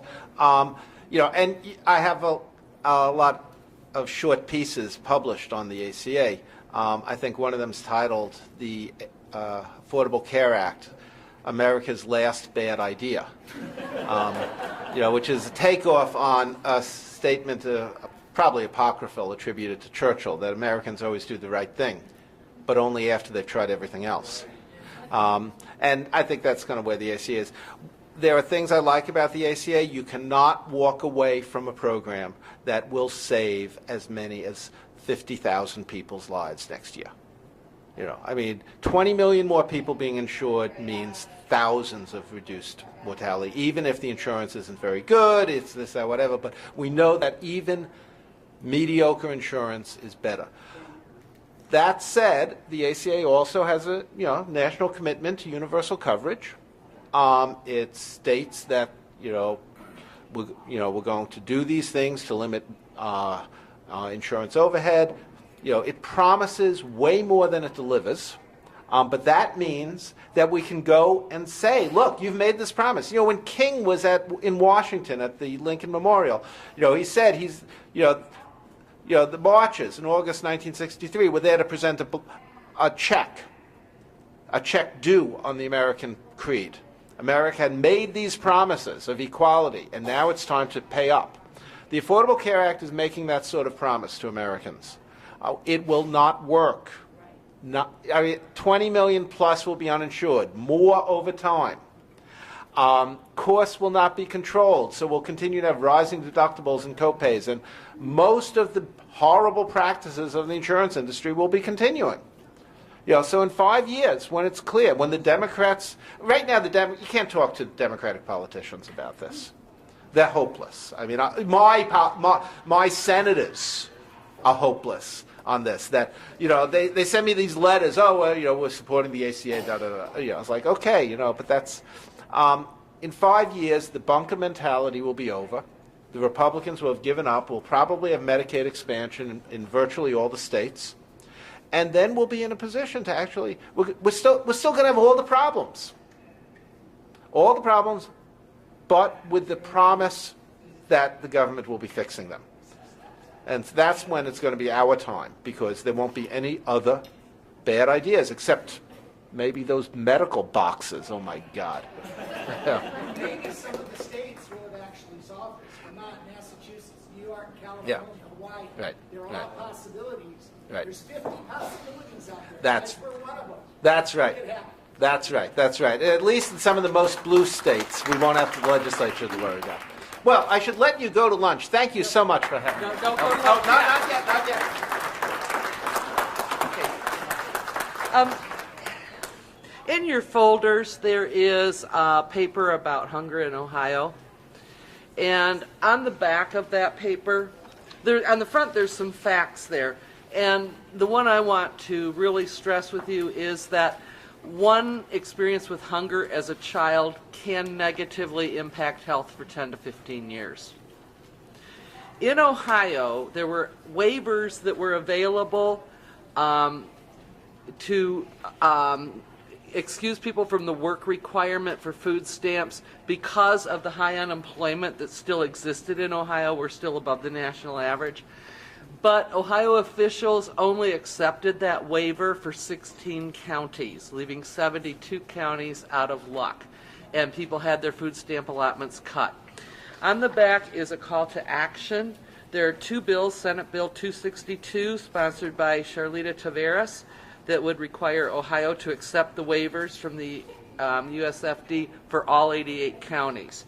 The companion bill is House Bill 395, sponsored by Dan Ramos. We're asking you to call your representative and express support for those bills, and to call the chairperson of the committee to which they're assigned, because that chairperson is the one who decides whether those bills get a hearing. And we need to, the cruelest thing that we can do is allow people to starve. So we would ask you to do that. Next on the program is Eyes Wide Open. I'd like to introduce Dr. Brad Cotton. He is an emergency room physician. He has seen some of the carnage up close and personal, and because of that was moved to put together a display that displays those who have lost lives because of our healthcare system, because they could not afford to access the healthcare system either through uninsurance or underinsurance. And he has done this for years in Circleville, put this up, and he has donated this display to Span, Ohio, and we can take this all over the state. And so he's going to explain the display, how it works, what it looks like, the importance of it, and then hopefully every single one of you will find a place in your community where we can put this on display. It's actually really quite easy. And I want to thank, before we go on, Connie Hammond. Where's Connie? Connie Hammond is housing this display in her garage. So thank you very much. And I also want to give a shout out to Arlene Sheik, who did the first display for SPAN down in Athens, Ohio, the first weekend in April. And all you do, to go to the next slide, is press this. Okay. Thank you. Thank you.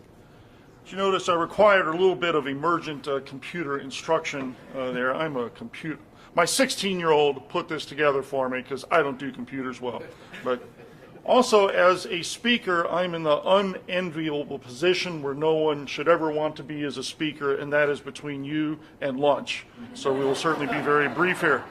I do want to thank Dr. Friedman for his, as a 10-year member of Physicians for a National Health Program, for his most excellent rendition, factual, and has all the pertinent facts and figures down to a T on his presentation. It is true that Medicare runs on 3% overhead, and the insurance companies fought with millions of dollars the restriction of the Affordable Care Act that they had to spend at least 80% of their income on actually providing health care.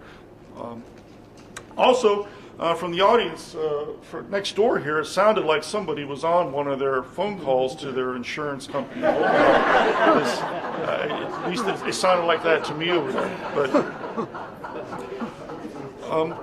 briefly, I am here today as I have been a full-time emergency physician, maybe not as a physician the whole time. I was a paramedic on the streets of Cleveland, also an emergency department RN for a number of years for Pam and Michelle. And if Jennifer hadn't dumped me years ago and made me decide to go to med school, I would be here as a member of National Nurses United rather than speaking here as an emergency physician. But my position puts me in daily, every single day, eye-to-eye, heart-to-heart contact with the people who do suffer and die in our current system. And that is why I'm here today, that's why you're here today, and I hope that I present here a tool which will hopefully help with outreach. I'm going to attend the afternoon session. You talked about the realities of political change and how it does happen. How do we get beyond the choir? How do we motivate not only us, but get the message and the communication out? One way certainly is by reaching people's hearts and minds. Often where the heart goes is where a guy named Jonathan Haidt did a study on morality and political thinking, and where it's not always logical. And this is an exhibit to reach people, and I think works. So again, we open the eyes and hearts to the suffering of our uninsured and underinsured neighbors. I'll be brief. This is a story which was in the news recently, but it could be a story of a patient that I see every day that I worked. I worked yesterday. I could tell you stories of people I saw yesterday that suffer like this. The people that work and are taking care of us in this motel today that I asked for directions on how to get here to the basement probably fall into this category. There was a 32-year-old single mother, Charlene Dill, in Florida recently, who just died earlier this month. She had a heart condition. She made a number of trips to the emergency department where she saw some of my compatriots there trying to get help. She could not afford her specialists. She could not afford her medications because she lived in Florida, where Rick Scott is governor. What Rick Scott is doing as governor of Florida and not in jail is beyond me in the first place. Rick Scott was CEO of Columbia Hospital Corporation of America when they were fined $1.7 billion for Medicare fraud. In other words, stealing money from seniors' health care.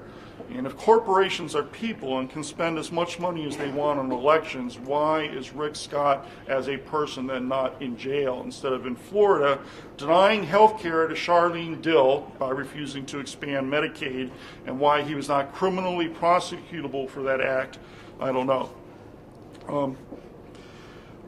Briefly, again, the exhibit was put together by the Circleville Quakers, who is a faith group, has traditionally I belong to, has always traditionally stood for social justice and caring for our neighbors.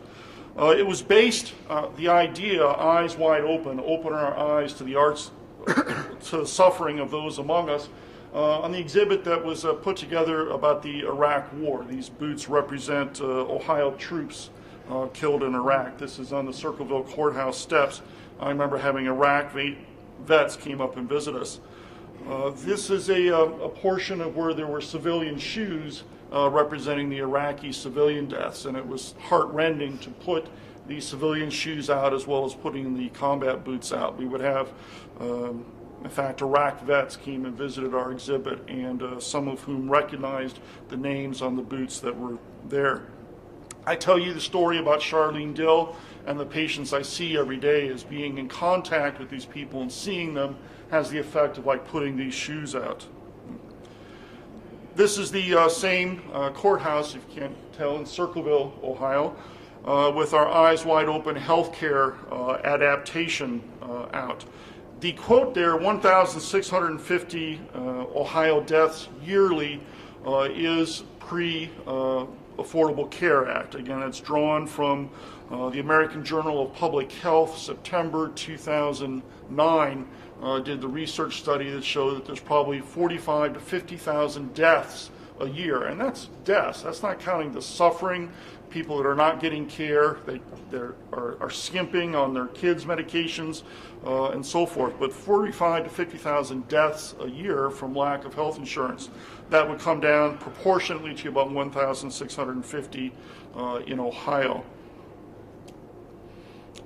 Just another sign showing the same thing. Again, we realize that everyone that has died from lack of health care in the United States is not Christian. We have multiple symbols here.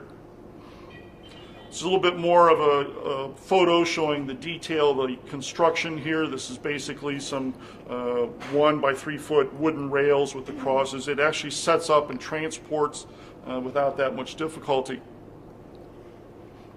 This is a photo from when Arlene, Sheikh, and so forth. Am I Sheikh? Sheik? Sheik. Okay. Sheik is in Arabic. Thank you. Put this up in Athens, Ohio. This is from earlier this month. I think it certainly works very well with the healthcare as a human right sign added there. Some more photos from Athens, Ohio. Again, we amended the sign rather than saying 1,650 Ohioans die from lack of health insurance to just Ohioans die. As Dr. Friedman pointed out, the Affordable Care Act and as many of the, I wish I could respond and address every single question, every comment that was made, but it will cut the number of uninsured by only about 50%, and indeed the number of uninsured will probably grow after that. So we just comment that Ohioans die from lack of health insurance. And this is a picture of Arlene and who else is that there? Okay. Debbie? Okay. Well, my question's answered. I've wondered who this was all the time throughout. That hooded figure there that slouches towards Bethlehem. Again, we would hope that this Circleville Quakers, we've donated this to the Ohio Single Payer Action Network. And if Dick can, I have some more information about the exhibit, just you don't have to personally pass those around, but started from table to table. Talks about I would be most happy if this exhibit was to travel throughout Ohio. I think it does reach people's consciousness. It opens their eyes and their heart to the fact that their neighbors are suffering and dying among them for lack of access to health insurance. Social progress is slow. As Martin Luther King noted, the arc of history is long, but it does bend towards justice. But it does take us to actually do the work of bending. I know we're preaching to the choir with everybody here, but we work through the political system. I personally am very active in one of the political parties because I think the hope is found more on that party than on the other. But we have to ultimately stop having gerrymandered districts. We have to reach people's hearts. There's on all fronts, progress requires that you and I put our shoulders to the wheel or the arc, so to speak, and do the bending. Just some details again about the exhibit. It is transportable in a large SUV or a full-sized van. We had 3 persons, including myself, who have significant arthritis, put it up. It took us about an hour. If you have 4 persons, I would guesstimate. How long did it take you guys to put it up, Arlene? Half hour, 45 minutes. Okay. Yeah, the logistics of putting it together it's very simple. I mean, if you could, it takes no hard work to do it. And from my understanding, I am not a legal person, but my understanding, all public areas do have to be made available for free speech activities. I mean, your courthouse plaza, if your town has a public park, if there's something there where there's a lot of traffic and visibility, it does have to be made available for this to be put up. Part of what they're passing out in the handout there is a statement that I would suggest, it's actually in the body there, that we would hope that you would hand out to anybody who may visit the exhibit. And for contacts regarding this, you can contact SPAN at spanohio.org, or this is our Circleville Quakers email below there. And I think this is I will personally be attending the seminar this afternoon on how do we get past the choir and outreach, and I certainly hope this provides a tool that we can reach out to our neighbors and have them see at least a bit of what I experience every single day that I work in the emergency department and see people that suffer, because I'm going to discharge them from the ER, but they will be back and crash and burn because the market says that primary care doesn't pay enough. We don't have enough. I could go on and on. We don't have enough primary care doctors. People can't afford the medication. By the way, one last thing on a funny note, there's been medication shortages recently, where again it's the market that drives this. There's been medication shortages of some essential cancer medications for children with leukemia. Why? Because the patent, the 17-year patent, has gone off it, and they haven't been able to tweak the molecule enough, I guess, to call it something new, like they did for Prilosec and Nexium. They put a new coat of paint on it and charge you 12 times, 15, 20 times as much. So you can't get some kids' cancer medication. You can't get sometimes epinephrine, which we'll use in the emergency department to try to get your heart started again after it stops.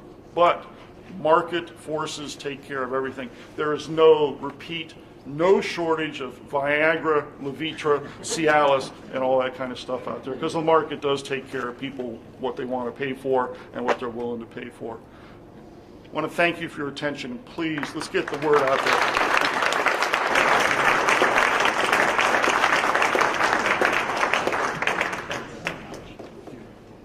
And again, if you're interested in hosting this display, span at spanohio.org is my email. Please contact me and we will make arrangements to get the display to your town and help you set it up. You know, it didn't take us that long to get it set up. It was really quite easy to do it. And you know, and so it's a wonderful thing to do, just, you know, for a day, for a weekend, or see if you can leave it up for a week. Okay. At this time, I would ask Beth Amariah and Mary Nichols Rhodes to come up, please. Oh, thank you.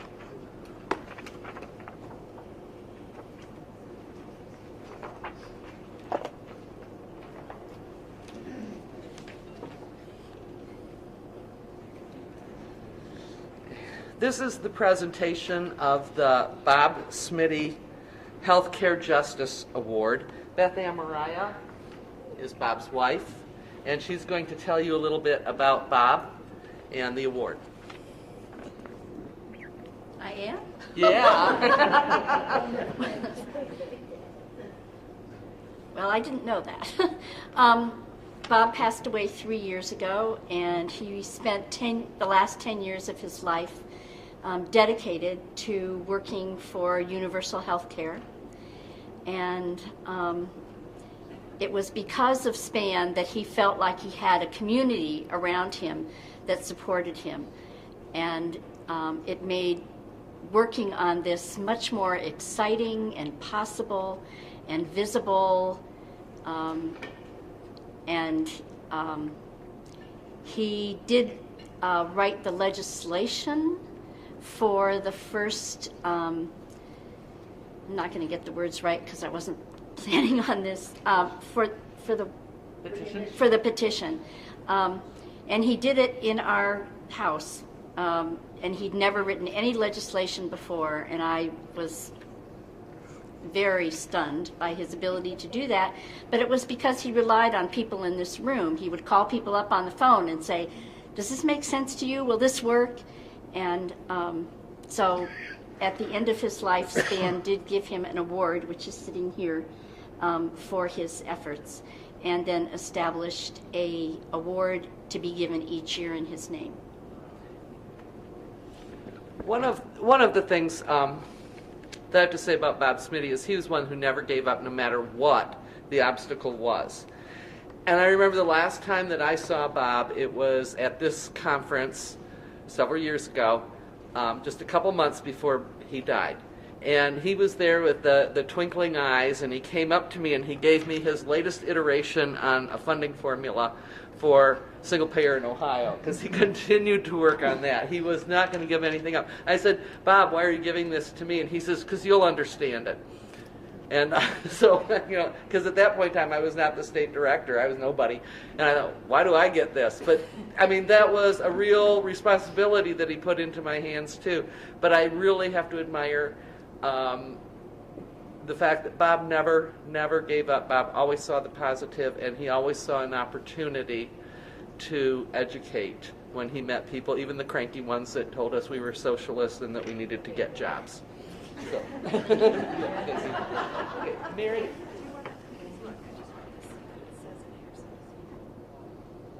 No. At this time, we would like to make the presentation of the Bob Smitty Healthcare Justice Award. And this was determined by making members of the State Council made nominations, and members of the Executive Committee made the determination on who they wanted to make this award to this year. And there were several people that were nominated, and it's always a very difficult decision. It's never a unanimous decision because everybody deserves the recognition that has been nominated, and even people who haven't been. In fact, there are people that took their names out of circulation for nomination as well. But it is the person that is chosen is the one that the majority of people feel emulates the Smitty spirit, and is somebody that not just has promoted SPAN, but has promoted the issue and has worked tirelessly in order to bring justice in healthcare to others. At this time, Jerry Gordon, would you come up here, please?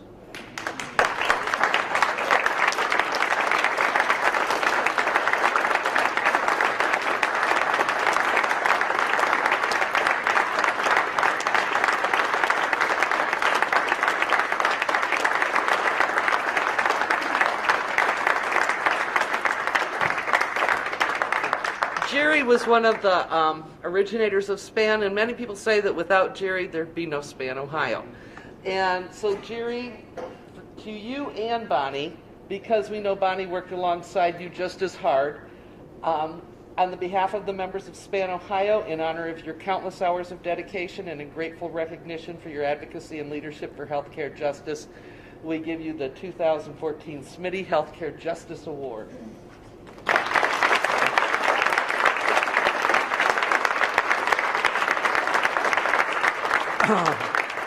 Well, this comes as a complete surprise, and I wish I'd had notice the secret had come out so I could have thought more about what I wanted to say. But let me just make a few comments. I want to start with Smitty.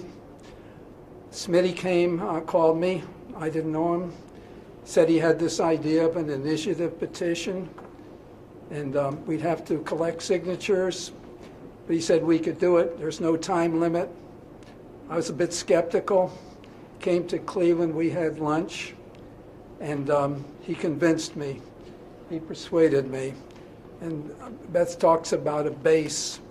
We were glad to go forward together every step along the way. He did play a leadership role, and I really had tremendous respect and affection for an unusual and wonderful human being. I want to say to Deb and the other officers and board members and activists, congratulations on keeping SPAN moving forward. It's a bit complicated. We're told, well, we have a Health Care Act, the Affordable Care Act, like it or not. It's the law of the land. But you guys persevered, you educated, and you kept the banner flying.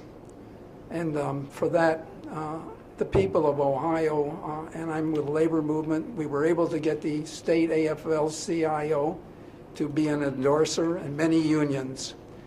And to their credit, they did take stands. Unfortunately, they haven't done what we would like more of, and that's to mobilize. And so I'm sure we'll be talking about that in the workshop. But Doctor, I want to thank you for coming and thank all of you for all of your good work. Thanks, bye.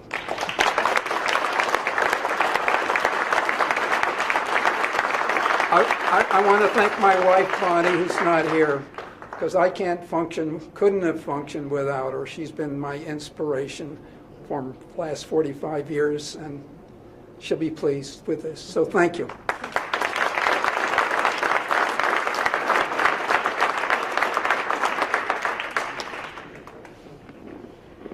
Jerry, I'm going to wait until you're sitting so you can hear this. No, go ahead. For those of you who don't know, maybe 10 years ago, 9 years ago, I myself was first getting involved with SPAN, and Jerry was the secretary. So every meeting, every 2 or 3 months in Columbus, all of us would congregate, and Jerry ran a democratically run meeting and very organized. And so for those of you who've not seen it in action or know that for all these years, till maybe 4 years ago or so, Jerry just kept it together. So I just want everyone to know that. Now, most of you, or a lot of you, know Michael Carano, who has always been very active in SPAN. And right now he's in the Peace Corps. He's at the end of his stint in Sierra Leone. But when I told him that Jerry and Bonnie were receiving the award, he wrote something for me to read here. Congratulations to Jerry and Bonnie Gordon for their receiving the Smitty Healthcare Justice Award. I only wish I could be there for these well-deserved recipients. I first got to know them both when I first joined SPAN, and they had been resolutely growing and expanding its reach through labor, coalition partners, and private individuals for some time. I know of no two people who have done more than they have. I have come to see them both as the moral compass for the path SPAN should take, and most importantly, I've come to see them as friends. Jerry's like a father to me, Jerry's like a father to the movement, and to me too, I being a mere 60 years old, and Jerry, he being, shall I say with a friendly wink, a wee bit older. Both Jerry and Bonnie have done much, not only to help create SPAN, but to also give it a strong principled direction and not allow it to get caught up in half measures and dead-end compromises and dilute its goals. Their work has kept the eyes of SPAN on the prize we all seek and work for, a comprehensive single-payer healthcare system with everybody in and nobody out, a publicly funded and privately administered system that is humane, just, and economically sensible. Without the clear thinking of these two who gave to the creation of SPAN, I'm not sure I would be able to write these words today. And what better name for an award to be given them than that bestowed upon it of the late Bob Smitty, another instigator, agitator, percolator, and visionary of the possible. It's now only up to us to see that the initial and seminal work of these recipients bear fruit in the future. We must redouble our efforts for them and the 11 million Ohioans whose lives would be immeasurably improved by the success of our work. Michael Corona.